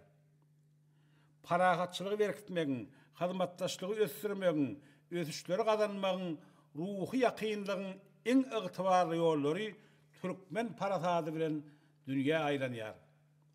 Ýurdumyzda her bir adam öz onuny parahatçylykly ýaşaýyşyň hüzüýürini görüp zähmet çekýär. Ýylymyzyň adyny, bu ýyllaky beýik üstünlükleri, döredijilik adamlary öz goşgularyny, öz makalalaryny, öz gepleşiklerini, öz sazlaryny, öz aýdymlaryny, öz beýleki eserlerini wasp edýärler. Şu ajaýyp pursatdan peýdalanyp men qahraman arkadalyk qahraman serdarymyzyň parahatçylyk, ynanışmak, dostluğunluk başlangyçlaryny, halkymyzyň bagtyar durmuşyny, eri watanymyzy wasp edýän goşgulandan birini okamagy makul bilýärin. Parahatlyk nurly asmanymyzdyr. Goý nurlanyp dursun bütün ömrümiz. Ynanışmak beýik ykbalymyzdyr. Tämiz duýgulardan dolu köňlümiz. Bu bir beýik nama, bu bir tüýs gudrat, atalan mukaddes ýörelgesidir. Geçmişden şu güne geçirilen hikmet, şu günün geljege görüllesidir. Tämiz pikirleriň dünýäň öňünde durup paýhas bilen oňlanmasydyr. Gadim owazlaryň täze döwürde, täze bir rowuşda ýanglanmasydyr. Sallançakdyr, rahat ugrelip duran, hasıllı meydandır, ulu harmandır, zemindir, parahat aýlanyp duran, menziline varyan yüklü kerwendir. Yitidir zehini, durudur akli, kalbi günnün yağtı, gövherden temiz, bugün Türkmen özün tədədən açtı, dünya üçün açtı, kamilden kamil. Oğuz Xan'dan, Dədəm Qorquddan qaydan, bağıt üçün açılan yollar bu yollar, enşa atırları, kən hengamları üstünden geçiren yollar bu yollar. Türkmendir öz yurdun canına denen, hemem habar alan, sağı solundan, mıdam parahatlık tuğun parladan, dünya ulan beyik yüpek yoluna. Parahatlık bilen göğün rahattır, hava tenekardır, kövsördür suğular, ananışmak bizim illa adattır, şeydip hasıl olyar, yağış arzuğular. Mertebem, messelim götürüp tuğun, hıcı höves, qaplan vakti kalpları, ilimden iyillere saçılan nurdur, dögrümün, göğünümün rahatlığı. Bir karar devletin beygeleyen vakti, avrayının arşa galyan halatı, bardır onun sağdan koşa qanatı, qaraşsızlık, bir taraflık qanatı. Türkmenistan bakı Bakarastandır, en özel şığırımdır, şerin kassamdır, bağıttan bağıta varyan iyilimiz vardır, dost doğuna varyan yolumuz vardır. Parahatlık demek, sahavat kerem, parahatlık demek, Allah'ın yalqavi, dünya hoş nazarda seyredip duran, qaraşsız devletin dağdan arkası. Parahatlık, gökten dökülyen nurlar, parahatlık, koca dünyanın terligi, yürekten yürege çekilen tarlar, arzuların, maksatların birligi. Atalardan gelen beyik mekteptir, menem mektebimdir, senem mektebin, yolu aydın, her dem ömrü eşrettir, arkadağıl serdarlı, bağıttan bağıta varyan dağını Türkmenin. Dünya üçün parahatçılığın, ınanışmağın en ıgıtvarlı yollarını uğrayan kahraman arkadağlı kahraman serdarımızın canlar sağ, ömürleri uzak, tutan işleri mıdamara vaç olsun, halkımızın göreceği dine qoğluklar olsun. Köp sağ olun beren görüngleriniz üçün, okap beren goşluğunuz üçün hemişe alhamdulillah joşkunlu olsun. Hormatly adamlar, halkara parahatçylyk we inanışmak ýylynyň bir ähmiýetini, bu türkmen betaraplygynyň düýp köklerini, manysyny, mazmunyny beýan etmekde köpçüliklerin habar eşdirişlerinin wekilleri üçin, umman ähli dörejilik adamlar üçin gahrman arkadamyň eserleri aýratyn gymmaty eýe. Biziň milli liderimiziň dördi ýyllarda döreden Türkmenistan betaraplygynyň mekany, betarap Türkmenistan beýik ýüpek ýolunyň ýüregi ýaly kitaplary şu hakykaty dollugyna beýan edýär. Gahrman arkadamyz parahatçylyk sazy, dostluk, dogomlyk sadatly kitabyny bolsa, hemişe ýüregiň ýaragdan hürsемdigini, dünýäde hemişe göderligiň, sungatyň halas edýändigini şükür bagşynyň misalyna ören täsirli beýan edýär. Hormatly adamlar, häzir bu barada çykyş etmek üçin Qaragum jurnalynyň jogapkar katibi Nurtaç Anna Muhammedowa söz berýär.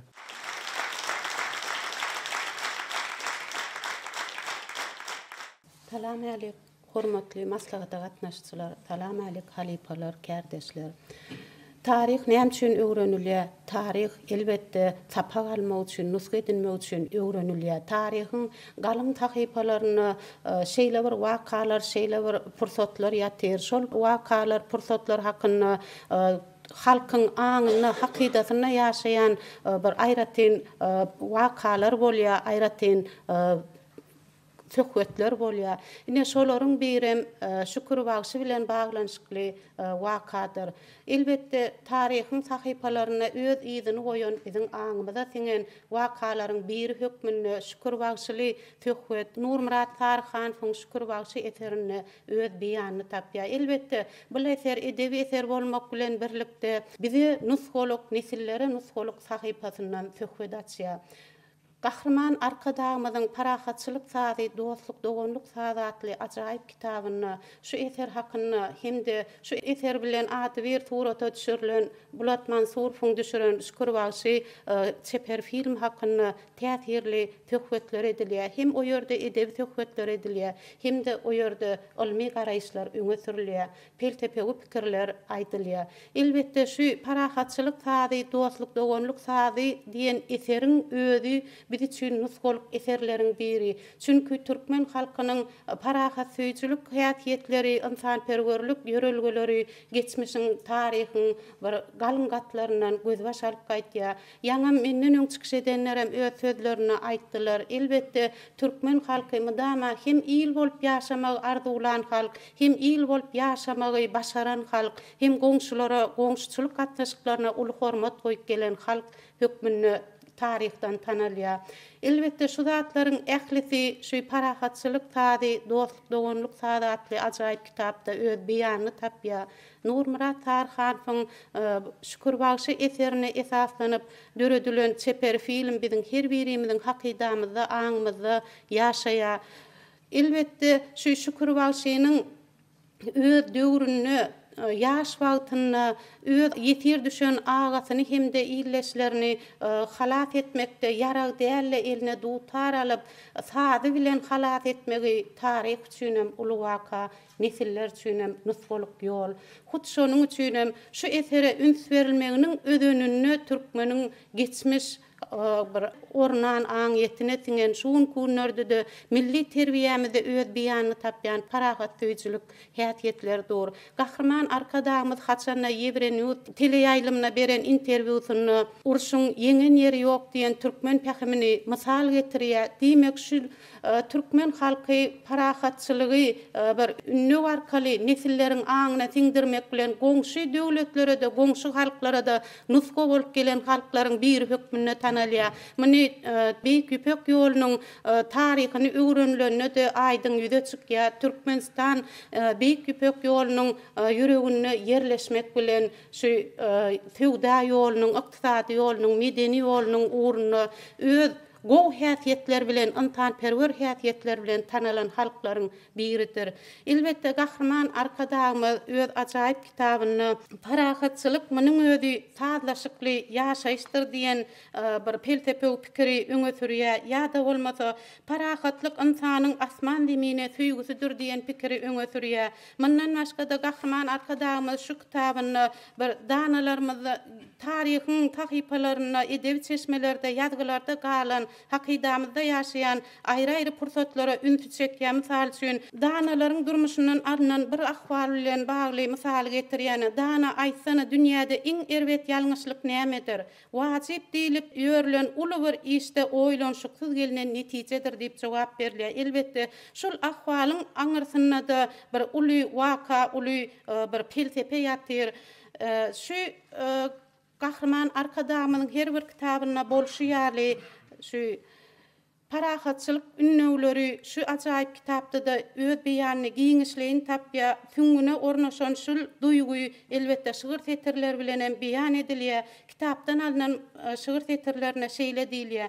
Türkmen sady, parahatçylyk sady, türkmen sady dost dogonluk sadydyr. Ol ýanglanar durar, şirinden şirin, ol äleme dolan köňül ýadydyr. Elbette şunyň ýaly mysallaryň hatary näçe uzalsaň uzaldy oturmaly. Gahryman arkadağymyň hakyda gowharatly ajaýyp kitabyna da biziň aňyetimiz hakyna söhbet etmek bilen, inçeden inçe duýguly pikirler bilen söhbet etmek bilen ýene de aýlanyp dolanyp biziň her bir insanyň asylyny şu parahat söýjülükli ýollan ýöremegi bilen baglanşykly duýgulary, parahat söýjülük duýgularyny öňe sürýär. Şeýle pikirleriň birini şeýle diýilýär.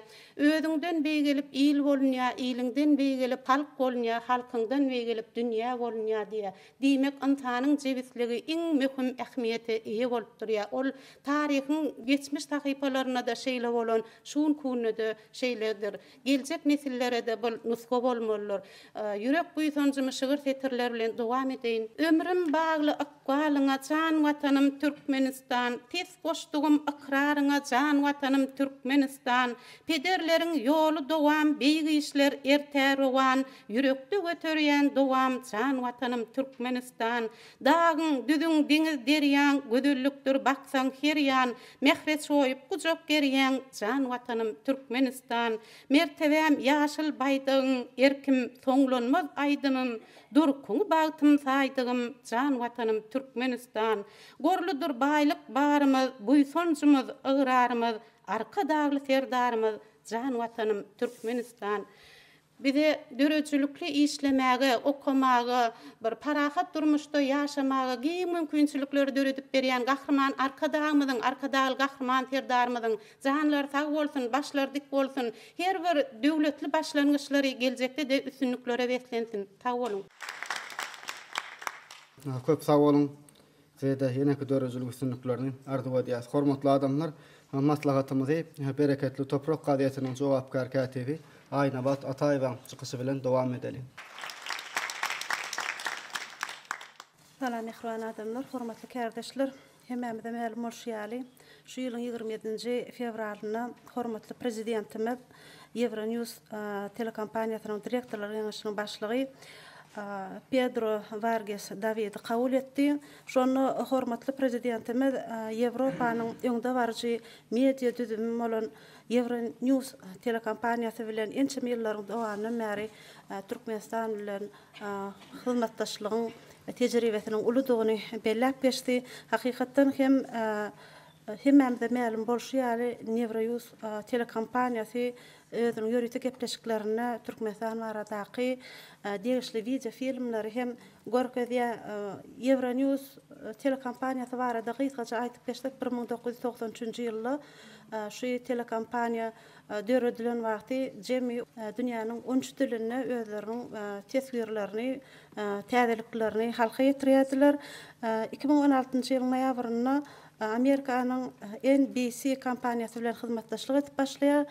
Şonu eýam dünýäniň 150 döwletinden gowrak döwletde 19 dille özüniň täzeliklerini, şeýle hem dünýäniň wakalaryny berip başlaýar. Şeýle awraly kompaniýalaryň biziň ýurdumyzyň köpçülikleýin habar berişleri bilen hyzmatdaşlyk etmegi, bu eýam türkmen jurnalistikasynyň işiniň hasy ilerlemegine, şonuň ýaly Türkmenistana amalanşyrylýan, onu da hormatly prezidentimiziň şeýle hem türkmen halkynyň milli lider, gahrman arkadagymyzyň alyp barýan işleriniň dünýä ýaýylmagyna bir ullakan ädim diýip düşünýär.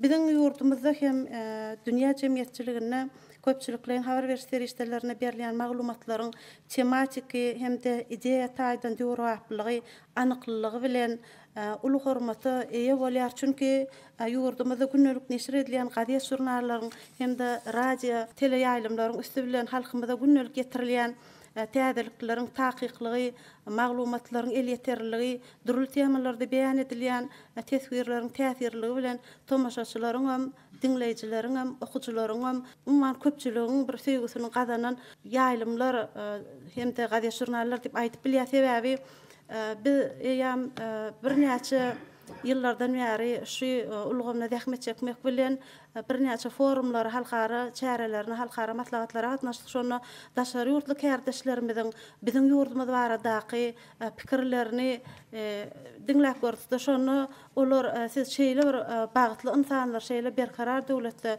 bagtyar zamanada ýaşap öz döwrüňizi wasp edýäňiz, onu da şeýle gowdatlary wasp edip tele radio ýaýlanlaryň üstü bilen, gazet jurnallaryň üstü bilen ýetirýärsiňiz. Biz şeýle bir gözümiz gidýär, şunu ýalyk ajaýyp owdan gurjak ýaly ýurtda ýaşaýarlygyňyza, işleýärligiňiza diýip aýdýar. Şonu biz özümüz şeýle bir bagtly duýýarda, sebäbi jurnalistiň bar ýerine söz bar, sebäbi islendik dörjülük adam söz bilen işleşýär. Sözüň bar ýerine bolsa näme bar, sözüň bar ýerine dialog bar. Gahrman arkadamyzyň aýdyşy ýaly islendik babatda dialog gurmak, dialog arkaly parahatçylyk kazanmak eýam ol biziň aňymyza, süňümizde, ruhumyza singen ýörelgi diýip pikir edýärler. Ýa-ni ýakynda bolsa hemmemize ma'lum bolşy ýaly Euronews telekampaniyasının habarçısı Laura Bakvelli bizim Kahraman arkadağımız bilen duşup bir neçe sowarlaryny berdi. Şonu meni hasy gyzyklandyran sowarlaryň birisi hanım Laura Bakvelli söhbetdeşligiň dowamyna Türkmenistanyň Merkezi Aziýanyň 5 ýurdunyň bir hökmüne yine bir neçe aydan Özbekistana geçiriljek samitde gatnaşýandygyny belläp, öwmede geçiriljek şol samitde Kahraman arkadağymyzyň beýan etjek esas pikirlerini sorady. Şonu Kahraman arkadağymyz Merkezi Aziýa Ýewropa Birleşik Samitiniň ilkinji gezek geçirilýändigini belletdi. Şeýle hem meni hasda bir hayran galyran zatlaryň birisi olam Kahraman arkadağymyzyň şeýle ganatly jümleleri, öňüňörçülükli sözleri diňe bir jurnalist hökmüne del etip islendik adam hem ünsüni özüne çekip bilýär. Şu ýerde Kahraman arkadağymyz sewit howpsuzlygyny üpçün etmekde, serhetler berkitmekde, şeýle beýleki ençeme ugurlarda arkalaşykly işlemäge, giň şertleriň bardygyna ynanýandygyny aýtyp geçdi. Şolaryň birisi hem Merkezi Aziýanyň Ýewropa Birleşigi bilen gatnaşyklary barady. Şu zatlary aýtyp geçdi. İlki bilen şo gatnaşyklaryň uzak möhletli, onsoň netijeli, şeýle hem toplumlaryň hem de anyk bolmagyny Türkmenistan isleýär diýip aýtyp geçdi. Şu zatlaryň aňyrsyn hakykatdan hem diňe bir öz ýurdumyzyň däl eýsem bütün sebediň halklarynyň adyndan şeýle bir öňüňörçülükli pähimli sözleri öňe sürmegi Türkmen paýhasynyň dünýä bir ýaýraýandygyny, Türkmen paýhasynyň bir iňçilik bilen parahatçylygy insanlaryň durmuşyna aýraty göz bilen garaýandygynyň bir güwäsine öwrüldi. Inni şu ýerde ýene bir zady aýtyp geçesim gelýärdi. Öz ýurdumyzda bolup geçýän wakalary köpçüliklerin habar beriş serişdeleriniň işgärler hökmüne, dörjülük işgärler hökmüne, jurnalistler hökmüne dünýä ýaýatsa, şol dünýä ýaýmakda da goý bir dil bolsun, iki dil bolsun, üç dil bolsun tapawut ýok. Biziň hem teleradio ýaýlymlarymyzda, gazetlerimizde bir näçe dillerde makalalar, şygyrylar, umman proza eserlerine, poeziya eserler çap edilip halkymyza ýetirilýär. Şolaryň internet sahypalaryna goýulmagy diňe bir biziň halkymyz üçin däldi, eýsem dünýä halklary üçin hem el ýetirildigine biz guwanýas, beganýas sebäbi siziň hem mäňizde mälim biziň Türkmenistan döwletimiz maglumatlar jemgyýeti bir maglumatlar el ýetirli jemgyýet hökmüne dünýäde tanalýar. Şu ýerde biziň ähli sözlerimiziň özenine umman parahatçylygyň özenine de il halkymyzyň agzy birliginiň özenine de bir başyň daşyna jewis halky bolup agzy bir ýaşamagymyzyň özenine de biziň depämiziň täze bolan watan dur. Şonuň üçin şu ýerde watan atly goşgymy okap bersem hasy ýerlikli bolar diýip pikir edýän. Goýnuňna wekapdir büsüňim aňym. Bedenine ruhum sen jigerde janım.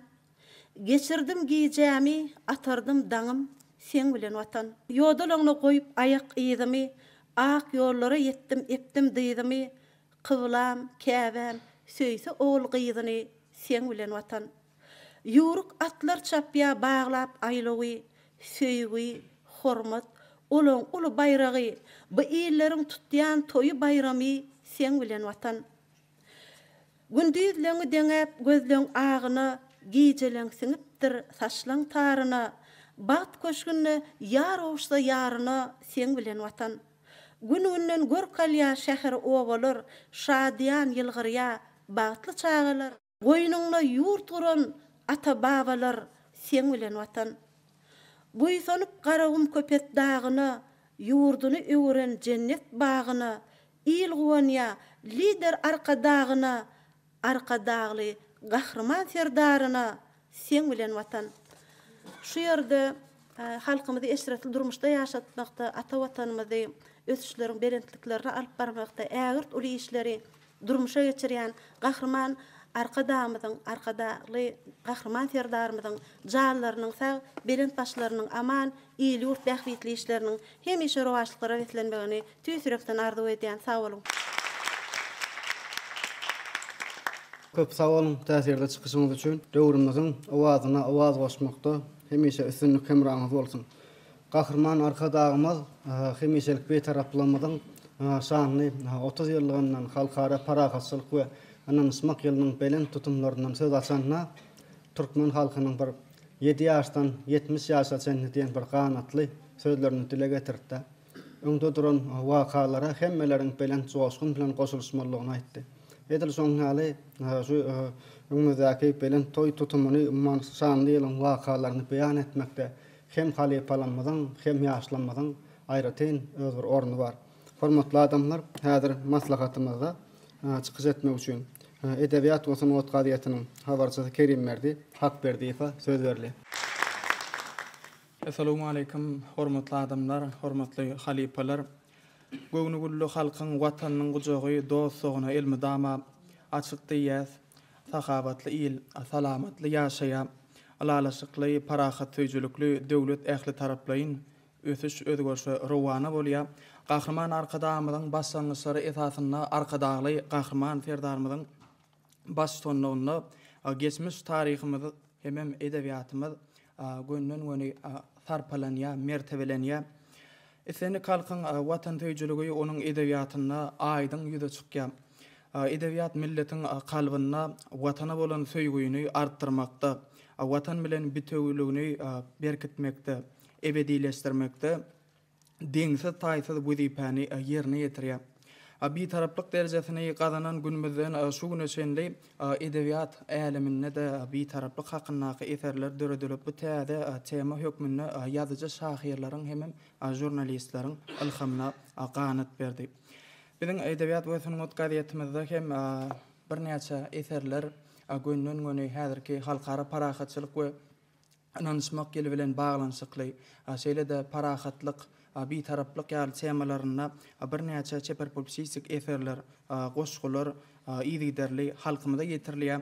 Olaryň arasynda tara degdi şükür wagyşyň elleri asudalyk, şirin, saz bolup çykdy ýaly ajaýyp şahyrana setirler hem seni özüňe çekýär. Halkymyzyň şöhratlyk hem buýsunçly geçmiş taryhy we bu bolsa geljegiň ruhy bilen nesilleri kemale getirjekdigine anam döredýär. Çünkü parahatçylyk uğrunda durmuşa geçirilen işler döwrüň ýaşlaryna bir nesillere görelle mektebi bolup durýar. Muňa biz geçmişde halkymyza ruhy gollaw beren şygyrlaryň gahrmançylykly destanlardyr, rowaýatlaryň gahrman arkadamyzyň peşkeş berýän ajaýyp eserleriniň üstü bilen hem göz ýetirýär. Ol eserleriň her biriniň söňünde halkymyzyň parahat durmuş baradaky ardu umytlarynyň beýany ýokary çeperçilik bilen açylýar.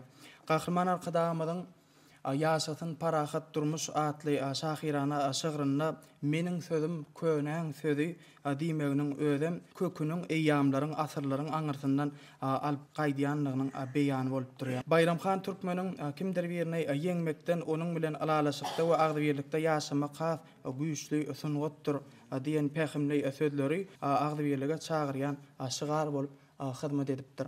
Bu cümleleriň mazmunundan bir taraplyk siýasatynyň ýörelgelerini duýmak bolýar. Gahrman arkadamyzyň ýaşatyn parahat durmuş atly şygyrynda biz hemişe arzu edýäs awadan rahat günler diýip diýen ajaýyp setirler, amma insanlaryň düşünşmekleri üçin ilkinji nowatda kalplaryň sözleşmegi, sözleriň alışmagy durýa diýerler.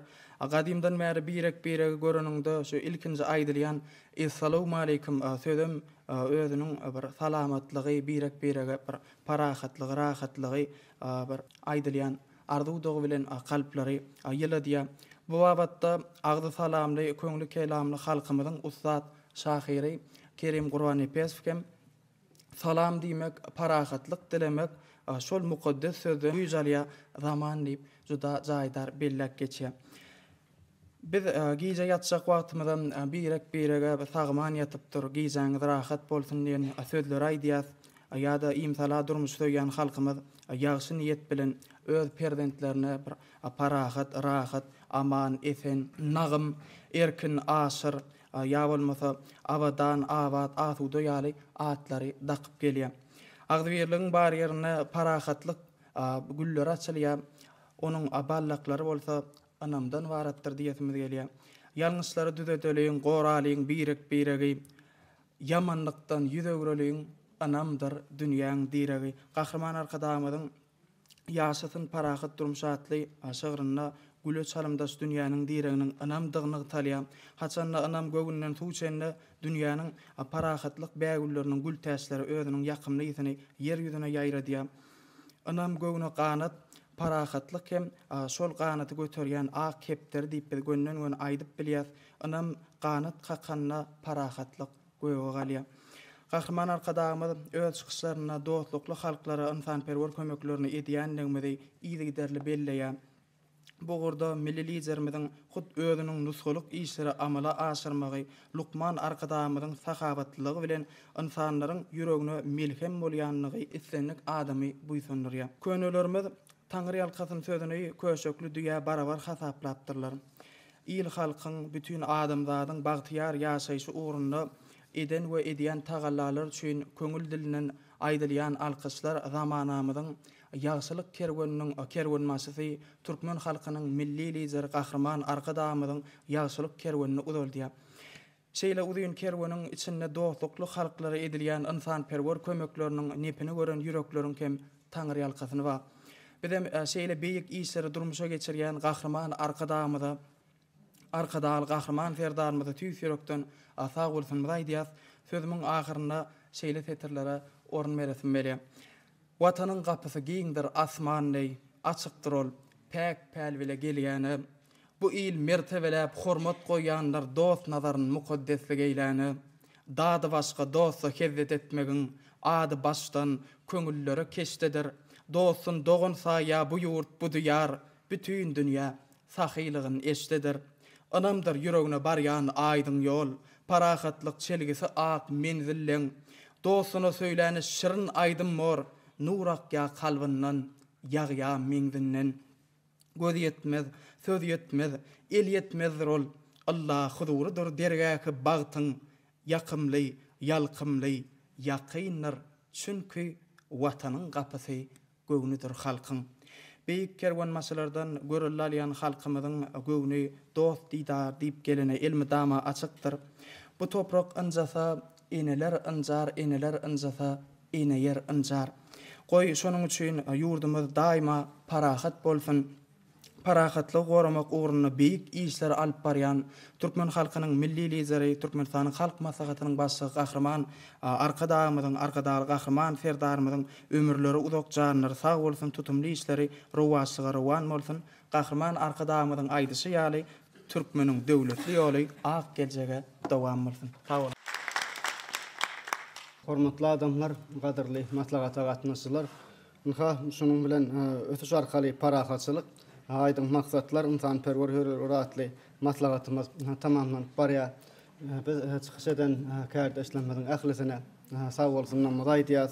Çykyşlardan hem görnüşi ýaly biziň hemmämizi bir bilen maksat birleşdirýär. Olan özümizde belirleýän beýik anamydy şanly ýylyň halkara parahatçylyk we ananyşmak ýylynyň mukaddes taglimlaryny söz sunugatynyň güýji bilen iň täsirli görnüşde geň köpçülüge ýetirmek, beýan etmek, dünýä ýaymak maksadydyr. Sözüň güýji beýik maksatlary amala aşyrmakda hemişe beýil baglanyp gelinen güýçdür. Pederlenmez iki halkyň arasyndaky bir sözü müň sözüň gymmaty bardyr diýipdirler. Şeýle gymmatly sözler bilen biziň döwrümizin şanly ýylymyzyň waspany awadasyny dünýä ýaymakda hemişe üstünlük hemraňyz bolsun. Döwrümizin beýik ötüşleriniň göz başlaryna duran ýurdumyzyň, döwletimiziň adabraýyny yer ýüzünde belinde göterýän Gahrman arkadaşymyza, arkadaşly Gahrman serdarymyza tüýsürekden alkyşlamagy aýdýar. Milli liderimiziň, hormatly prezidentimiziň janlarsag belend başlar aman, döwletli işleri hemişe rawas bolsun. Şeýle ýaxşy arzuwlar bilen şu günkü maslahatymyzy jemleýär. Ýene-ki ýaxşy günlerde, ýaxşy höwretlerde doşýansa, hoş sag bolun.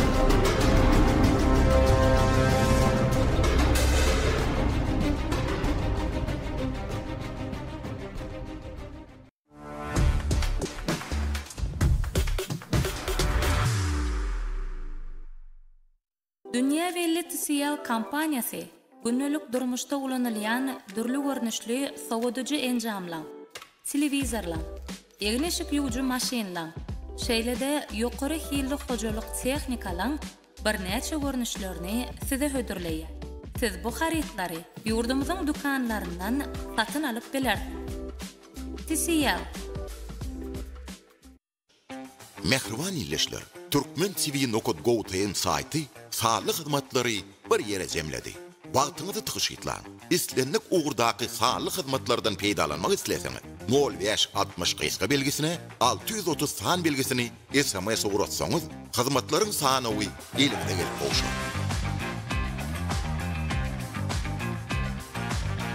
Sağlık hizmetleri bilen durmuşuňyzy ýeňilleşdirin.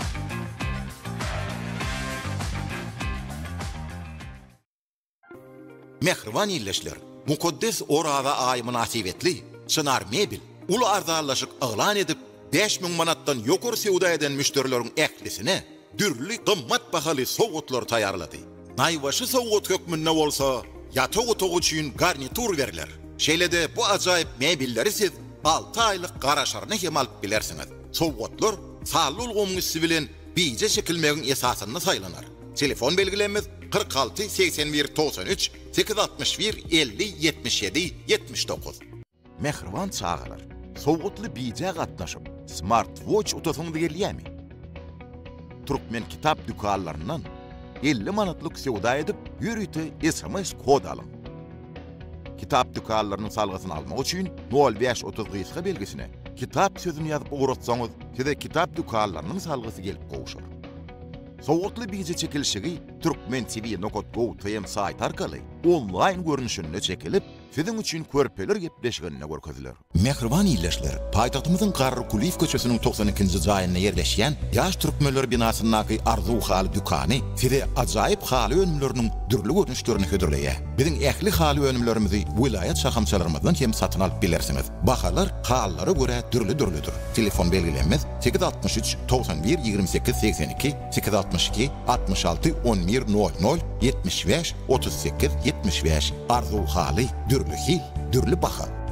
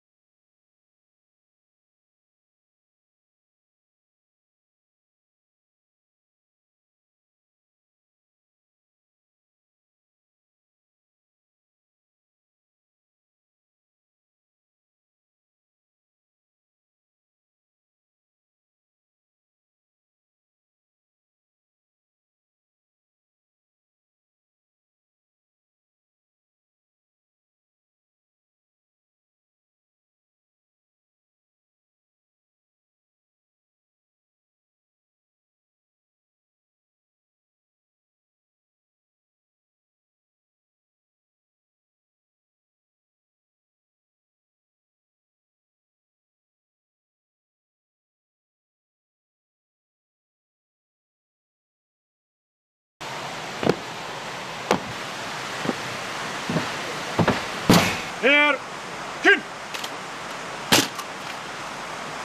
Adımlayıp, yürü.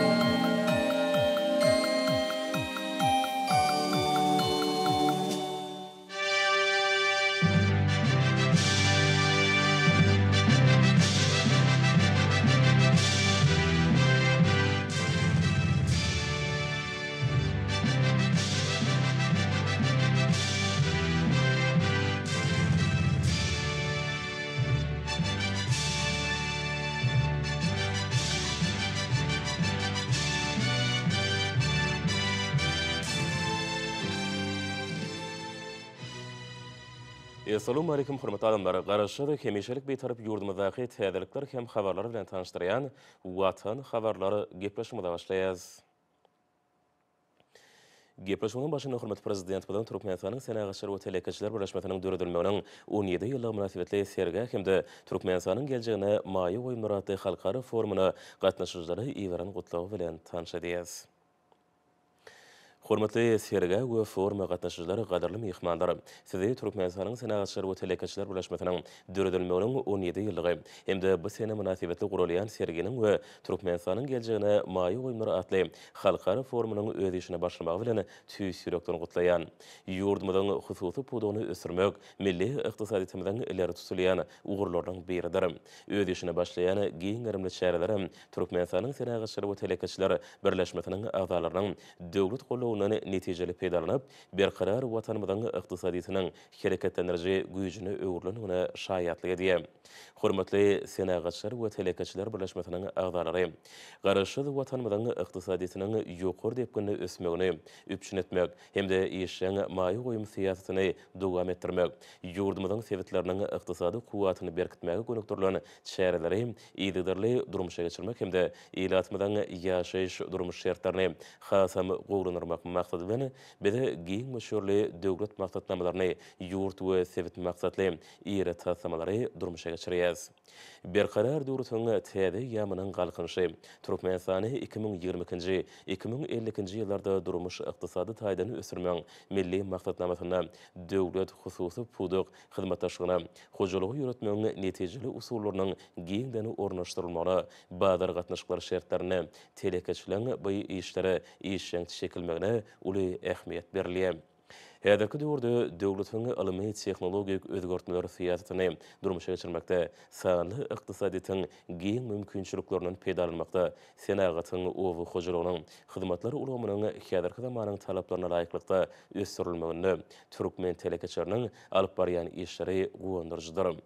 Täze ykdysady ugurmyzyň hereketlendiriji güýjüne öwürlen hususiýetçilerimiz möhüm ähmiýetli tasammalary durmuşa geçirip, ykdysadymyzyň ösürilmegine, halkymyzyň maddi hal ýagdaýynyň ýokarlanmagyna sallamly goşant goşýarlar. Hususy ulgamda daşary ýurtlardan getirilýän haritlaryň ornuny tutýan bäsişi ukyply hemde eksport ugurly önümleri öndürmäge niýetlenen döwrewap önümçilikleri işe girdilýär. Bu karhanlarda täze iş ornlary düredilýär. Ýurdumyzda azyk we harit bolçulugy puwtlandyrylýar. İş ugurlyk gurşawyny döwrewaplaşdyrmak, keçi, orta we iri telekeçiligiň germeni giňeltmek boýunça amala aşyrylýan işleň netijesinde ykdysadyýetde hususy bölegiň paýy ýygdarly ýokarlanýar. Türkmenistany 2025-nji ýylda durmuş ykdysady taýdany ösürmek we maýy goýum maksatnamasyna keçişi we orta telekeçiligi mundan berägem döwlet tarapyndan gollamak, işowluk ulgamyny kemilleşdirmek hasabyna ykdysadyýetde hususy taraplaryň paýyny artdyrmak hemde jemi içerki önümiň meçhurlygy döwlete dahylsyz bölegiň paýyny 71,6 götürme ýetirmek meýilleşdirilýär. Bu maksatnama ýurdumyzda Senagat taýdany ösüren döwlete öwürmekde. iqtisadiyeti diversifikasiyalaştırmakta, sanlı iqtisadiyeti uygunlaştırılan bazar iqtisadiyetinin özgörtmelerini üstünlükli amala aşırmakta, täze iş orunlarını döretmekte mühim ähmiyeti eýeder. Bide döwletimizden ötüş maksatnamalaryny durmuşa geçirmekde, döwrewap özgörtmeleri gyşarnykda dowam etdirmekde, hususy eýeçiliň oruny düýpli ýokurlandyrmakdan uğralyp telekeçlere berilýän döwlet golawlaryny mundan belägem dowam etdireriz. Hormatly serga we forma gatnaşyjylary, Türkmenistanyň Senagaçlar we Telekeçler Birleşmesiniň agdalarynyň geçen 17 ýylda ýeten sepketleri, ýurdumyzyň ötüşine goşýan munasip goşantlary, gadanýan üstünlikleri bizi buýsandyrýar. Türkmen telekeçleriniň önümleri hemde hyzmatlary döwrewaplygyň hemde kämilliginiň nusgasy bolmalary. Täzeçilik, almy we ösünet tehnologiýalara dayanmak, durnukly ösüş, ýaşyl iqtisadiyetiň ýürülerini eýermek, hususiýetçilemede mahsusdyr. Düýpli tasamalaryň başyny başlamak, badylyga berilen işleri dowam etdirmek üçin telekeçilemeden ihlaslaryny gaýgyrman, mundan belägem tutan ýerli zähmet çekjekdiklerini berk ananýan.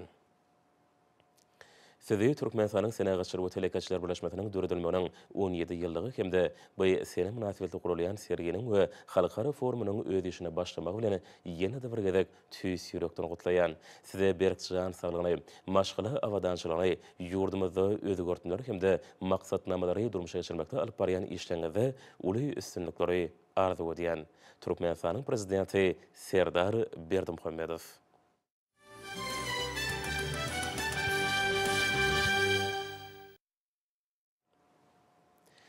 Hormatly prezident Serdar Berdimuhammedow Türkmenistanyň halkynyň we hökümetiniň adyna şelekem hut öz adynan jenap Konstantinos Tosulasa Gretiya Respublikasynyň prezidenti wezipetine girişmek münasibetli tüýs ýürekden gutlawlaryny iberdi.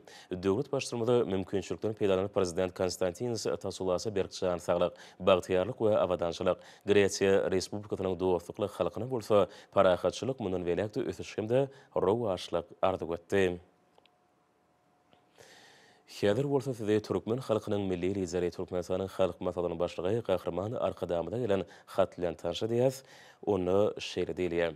Onuň Ali Hidraty Türkmen halkynyň milli lideri Türkmenistanyň halk maslahatynyň başlygy jenap Gurbanoğlu Berdimuhammedow şuňur hormatlanýan Gurbanoğlu Melekguleýewич Russiýa Federasiýasynyň Türkmenistanyň arasynda gatnaşylan putranyny gönükdirlen Tatarstan Türkmen hyzmatdaşlygynyň ösdürmegine ýygydarly üniversiýanyň şelekeme Aşgabatda geçiriljek halkara parahatçylyk we ananşmak ýylyna bagyşlanan foruma gatnaşmaga çakylygyňyz üçin size tüýs ýürekden hoşallyk bildirýän. Parahatçylyk we ananşmak häzirki wagtda tutuş adamlaryň islegi bildirýän iň uly gymmatlyklardyr. Olaryň berkarar edilmegi netijesinde ýurtlaryň howpsuzlygy hemde halklaryň awadançylygy üçindelýär. Ruhy baýlyk ösdürilýär hemde sadaşykly putrlanyrylýar. Şeýle forumyň Türkmenistana geçirilmegi öňüň diplomatiýasynyň ileridilmegine, özary anamyň berkidilmegine hemde döwletleriň durnukly ösüşine ýardym eder. Şolar wagtda uzak möhletlerini ähli durnuklygyň binýadyny goýmak bilen gaýry goýulmasy meselelerini öňüň çözülmegine mümkinçilik berer.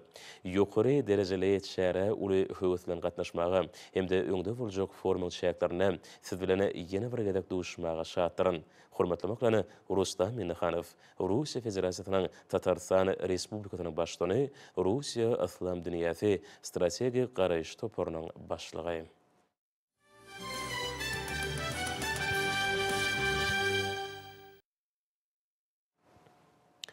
Garaşda hemeşelik betar Türkmenistan döwletimizde hormatly prezident bolu arkadaşly Gahrman Serdarmyň parasatly ýol başlygyna alınıp barlayan işleri berkarar döwletiň täze ýamynyň galkynçy döwrüne münasib ýürügi bilen üstünlikleri başlanýar. Munyň şeridini hepden dowamyna wakalarym tutuş aýdynlygy bilen tasdiklaýar. 10 martda hormatly prezidentimiz Serdar Berdimuhammedow Ministrler Kabinetiniň başlygynyň ornwasary Atahallyň hemem welaýatlanyň häkimleriniň gatnaşmagyny iş maslahatyny geçirdi. Onu ýurdumyzyň owa hojuluk toplumyny hemem welaýatlaryna alınıp barlayan işler bilen baglanşyk meseleler boýunça hasawatlar diňlenildi. Döwlet başlygynyň häzirki wagtda dowam edýän mewsümden owa hojuluk işleriniň möhüm ähmiýetini bellidi. O şoň bilen baglykda bugurda alınıp barlayan işler hususan buğdaý ýedek etmek we gowçy ekşine taýýarlyk görmek işleriniň agrotexnikanın kadrlaryny laýyklykda ýerine ýetirmegini öpçün etmegi tapşyrdy. Döwlet baş tutanymyz iş matlatyna gatnaşçylary ýüzlenip ekrançylyk meýdanlaryna ýewaňlandyrylan agrotexnika çärelerini möhüm ähmiýetine ýene däwirgedek öňsü çekdi. Oşuň bilen baglykda welaýatlarda gowçy ekişini agrotexnika möhletlerinde geçirmek boýunça taýýarlyk işleriniň alyp barylyşyny berk gözegçilikde saklamagy, daşygy we lewap welaýatlaryna gowçy ekiljek meýdanlaryna ýuwuş suwuny tutup ýerleri ekişe taýýarlamak boýunça degişli işler geçirmegi, paýta önürjüleri ekiş mövsümine çenli ýokary hilli gowçy tohumlary bilen öpçün etmek üçin ähli derwur çäreler görmegi taşyrdy. Şoň bilen birlikde hormatly prezidentimiz welaýatdan buğday meýdanlaryny ýedek etmek we ötüş suwuny tutmak işleriniň agrotexnika kadrlara laýyk geçirmegini öpçün etmegi, ýazlyk ýer almanyň kimim gökbakçy ekinleriniň ekişine çaltlandyryp agrotexnika möhletlerinde alyp baryşyna berk gözegçilik etmegi, welaýatlarda paýta we buğday önürjüleri bilen hyzmat ediji idara kärhanalaryň arasyna ýerine ýetirilen işler üçin hasaplaşyklaryň wagtyna geçirilmegini gazanmagy tapşyrdy. Döwlet baş tutanymyz ýazga bag ekmek mövsümini guramaçylykly geçirmegi zerurdygyny bellep, welaýatlarda degişli taýýarlyk işleriniň geçirilmegini, şeýle-de ýurdumyzda 2022-2028-nji ýyllarda durmuş ykdysady taýdan ösdürmegiň maksatnamasyna hemem owa milli maksatnamasyna laýyklykdy welaýatlarda şu ýyl meýilleşdirilen işleň wagtyna we ýokary hilli ýerine ýetirilişini berk gözegçilikde saklamagy tapşyrdy.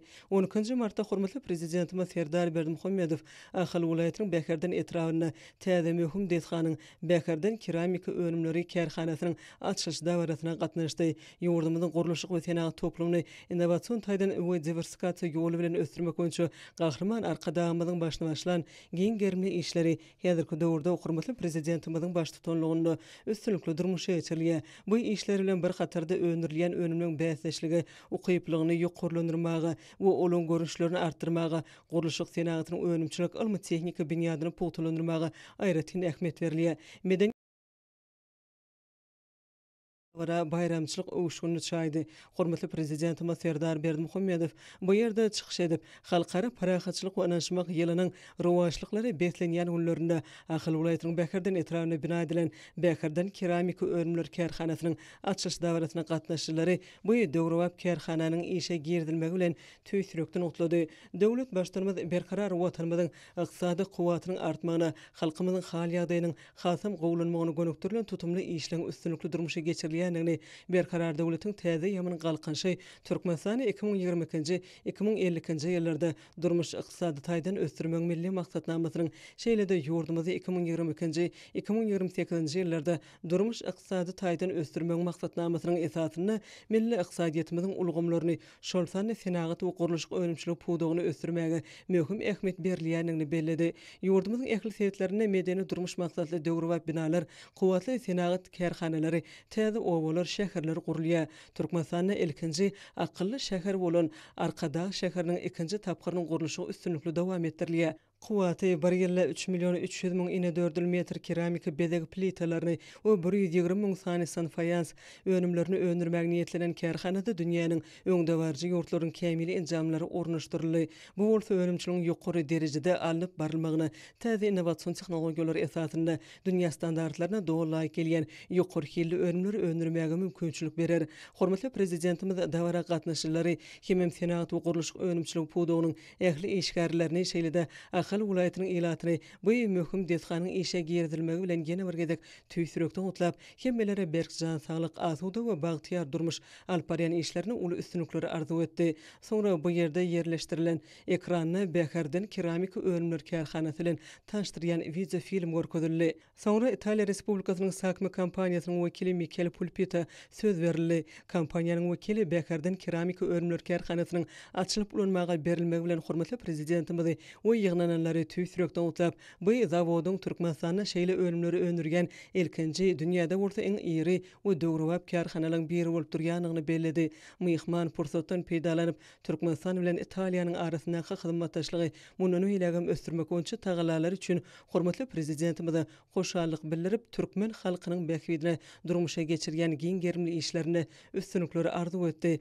Ýygnananlaryň şowkuny el çarpışmalary bilen Bäherden keramika önümler kärhanasynyň ýokary tehnologiýaly enjamlar bilen enjamlaşdyrylan desga bolup, ähli inženýerçilik işleriniň we kärhananyň önümçiligine ornaşdyrylan enjamlaryň Ýewropada hereket edýän halkary derejesine kabul edilen standartlary dowlu laýyk gelýändigini tasdiklayan şahadatnama şeýlede beherden keramika önümler kärhanasynyň ekologiýa taýdany arasy we daşky gurşawa ziýan ýetirmeýän desga bolup, kärhananyň önümçiligine ornaşdyrylan tehnologik enjamlaryň hili daşky gurşaw saglyk we howpsuzlyk taýdan halkary sertifikatlarynyň kadrlaryny dowlu laýyk gelýändigini tasdiklayan şahadatnama gowşuruldy. Soňra döwlet başdanmy dawaral ýagdaýda toý bagyny kesdi.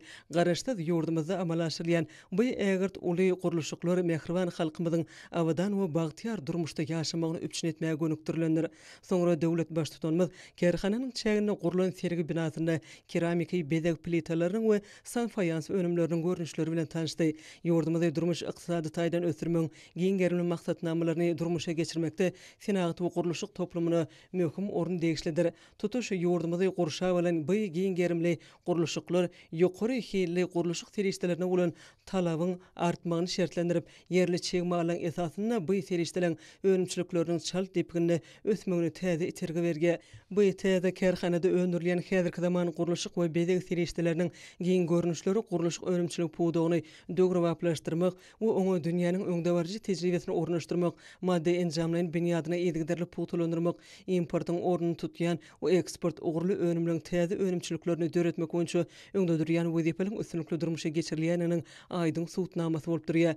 Sergi binasyna kärhananyň hünärmeni dögrewap kärhanada işlemege döredip berýän giň mümkinçilikler üçin döwlet baş tutanmada hoşallyk bildirdi we täze kärhananyň işine ak pata bermek barada haýyş bilen ýüzlendi. Hormatly prezidentimiz Serdar Berdimuhammedow döwmäni basyp, eýri senagat desgasyny işe girdi. Beherden keramika önümler kärhanasynyň öz işine başlamagy we önümçiligiň çalışmaryny tehnologiýa düzümleri video şekillerde görkezildi. Bu ýerde hormatly prezidentimiz senagat we gurulşyk toplumynyň ähli işgärleriniň adynan ajaýyp türkmen halysy sowgat berildi. Soňra hormatly prezidentimiz Serdar Berdimuhammedow täze kärhananyň barlygyny otagyna geldi. Bu ýerde hünärmen döwlet baş tutanmyzy döredilen şertleri bilen tanışdyrdy. Belenşýaly täze önümçilik desgasyny Italiýanyň Sakmi kompaniýasynyň iň öňdebarjy enjamlary ornaşdyrylyp, önümçilik amallary awtomatik usulla amallaşdyrylýar.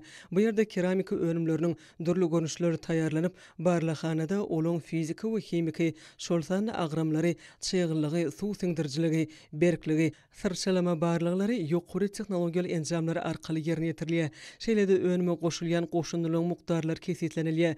Hünärmen ýurdumyzyň ýaşlaryna dögrewap kärhanada däkme çekmäge döredip berýän şertler üçin hormatly prezidentimiz we gahrman arkadamyza hoşallygyny beýan edip, berk jan saglyk halkymyzyň awadançylygynyň behbidine alyp barýan döwletli işleriniň rowaşlyklary beslenmegini arzu etdi. Hormatly prezidentimiz hünärmene işine üstünlikleri arzu edip, keramika bezek plitalaryny öndürýän önümxana bardy we bu ýerde önümçiligiň tehnologik şertleri bilen tanışdy.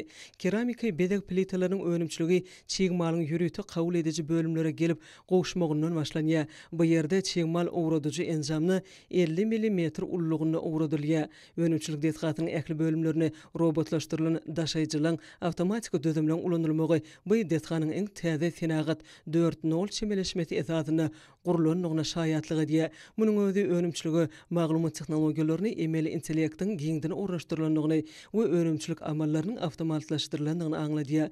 Hormatly prezidentimiz keramika bezek plitalaryny öndürýän önümxanada işleýän hünärmenler aglabasynyň ýaşlardygyny belläp, olaň ýokary tehnologiýal enjamlary ustatlyk bilen erketmeginiň ýurdumyzda innovasiýon tehnologiýaly önümçiligi ýoly goýmak wezipeleriniň üstünlikli çözülmegine ýardam etjekdigini aýtdy. Soňra döwlet başdanymyz sanfayans önümleri önümxanasyna geldi we bu ýerde önümçilik bilen tanışdy. Sanfayans önümleri ak toýun kawlen feldspat we kvars çegmallarynyň öndürilýär.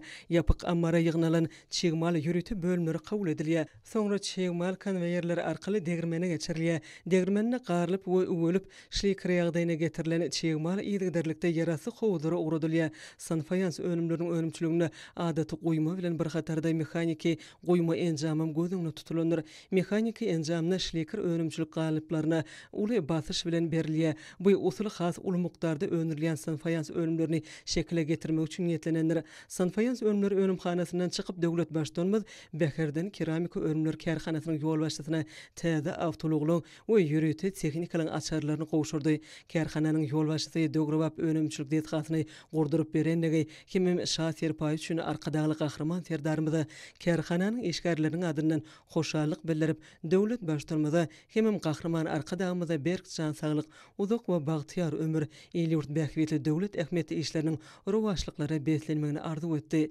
Robotlaşdyrylan kimim awtomatlaşdyrylan innowasion tehnologiýalar dünýäniň öňünde barjy önüm önerjileriniň enjamlary bilen öpçündilen 30 hektar meýdanyna yerleşýän bu Dogrobap önümçilik kärhanasynyň ulanmaga berilmegi ýurdumyzda ýabaňlandyrylan guruluşyklary türkmen toprağynyň baý çegmal binýadyna ýokary hili guruluşyk tireşdeleri bilen edigderli öpçün etmek boýunça işleň üstünlikli çözülýänini görkezdi. Ýurdumyzyň hemişelik beýtaraplarynyň şanly 30 ýyllygyna beslenýän halkara parahatçylyk we anaşmak ýylynaky dawary türkmen halkynyň milli lideri gahrman arkadagymyzyň başyna başlan giň gerimli özgörtmeleriniň hormatly prezidentimiz Serdar Berdimuhammedowyň parasatly baş tutanlygyny üstünlikli durmuşa geçirilmegi netijesinde milli iqtisadiýetimiziň puwdaklarynyň okunly ösdirilýäniniň nowatdaky suwtnamasy boldy. 12 martda hormatly prezidentimiz Serdar Berdimuhammedow Ýewropa Birleşiginiň halkara hyzmatdaşlyk boýunça Ýewropa komissary Josef Sikalany kabul etdi. Mehman wagt tapyp kabul edeniň üçin döwlet başçylarymyza hoşallyk bildirip iqtisady özgörtmeleň ýoly bilen anamly öňe barýan Türkmenistan bilen köp ugurly hyzmatdaşlyga Ýewropa Birleşiginde ýokary baha berilýänini aýtdy. Hormatly prezidentimiz Ýewropa komissaryny mähirli mübareklep, oňa ýurdumyza amalaşyrýan saparynyň dowamyny ýokary derejeli duşuklary geçirjekdigini, hemem sebäpde uly portlaryň biri bolan Türkmenbaşy halkara deňiz portuna baryp görjekdigini aýtdy. We bu saparyň Türkmenistan bilen Ýewropa Birleşiginiň arasynda iki taraplaryň hyzmatdaşlygyň häzirki ýagdaýy we geljeki ugurlary boýunça pikir alşmagy, köp ugurly gatnaşyklary munun beýlegim ösdürmäge mümkinçilik berjekdigine ynam bildirdi. Özara hyzmatdaşlygyň deňe bar iki taraplaryň däl eýsem köp taraplaryň esasynda ösdürmegine uly ähmiýet berilýär. Merkez Aziýa Ýewropa Birleşigi görnüşindäki gatnaşyklar muň aýdyň misalydyr. Şoň bilen baglykda Türkmenistanyň Demirgazyk Günorta we Günnogor Günwatar ýaly geljek uly ulug geçiligleriniň eşçiň ösdürilýändigini ykdaldy. 14 martda hormatly prezidentimiz Serdar Berdimuhammedow sany ulgamar arkaly ministri kabinetiniň nowatdaky mejlisine geçirdi. Onu ýurdumyzyň döwlet durmuşyna degişli bir näçe meselelere seredildi. Elkelen mejlisiň başlygy Gulmanowa kanunlygy we hukuk tertibini berkitmek, raýatlyk hukuklary we azatlyklaryny gorumak, kadet edaralarynyň işini kämilleşdirmek, awtomobil ulugy salgatlary bilen baglanşykly kanun taslamalaryny taýýarlamak boýunça alınıp barýan işleri barada maglumat berdi. Hormatly prezidentimiz Serdar Berdimuhammedow ýurdumyzyň kanunçylyk, hukuk esaslaryny berkitmegi dowam etmek, kanun çykarjylyk işini edigderli kämilleşdirmek möhümdigini belledi. Soňra gün tertibindäki meseleler boýunça hasawatlar diňlenildi. Hormatly prezidentimiz ýurdumyzyň iqtisadiýetini sağlaşykly we netijeli ösdürmekde ýokary derejeli hünärmenlere uly ornuň degişlidigini, olary taýýarlamak we hünär synagynyň geçirmegiň möhüm ähmiýeti eýdigini ykdy. Şoň bilen baglykda döwlet başlarymyz howply önümçilik detgallarynyň howpsuz ulanylmagyny öpçün etmek maksady bilen bu gurda taýýarlanan resminama gol çekdi we degişli tawşyryklar berdi. Hormatly prezidentimiz Türkmenistanyň hyzmatdaş döwletleriniň biriniň hem Ermenistan Respublikasy bolup durýanyny, ýurtlarymyzyň dostlukly gatnaşyklary alyp barýanyny bellädi. Şoň bilen baglykda döwlet başlarymyz ykdysady hyzmatdaşlyk boýunça hökümetleri Türkmen-Ermen toparynyň 10-njy mejlisine gowy taýýarlyk görmegi wajypdygyny öňe çekdi we bu toparyň Türkmen bölегiniň düzümi boýunça taýýarlanan teklibi gollap degişli işler geçirmegi tapşyrdy.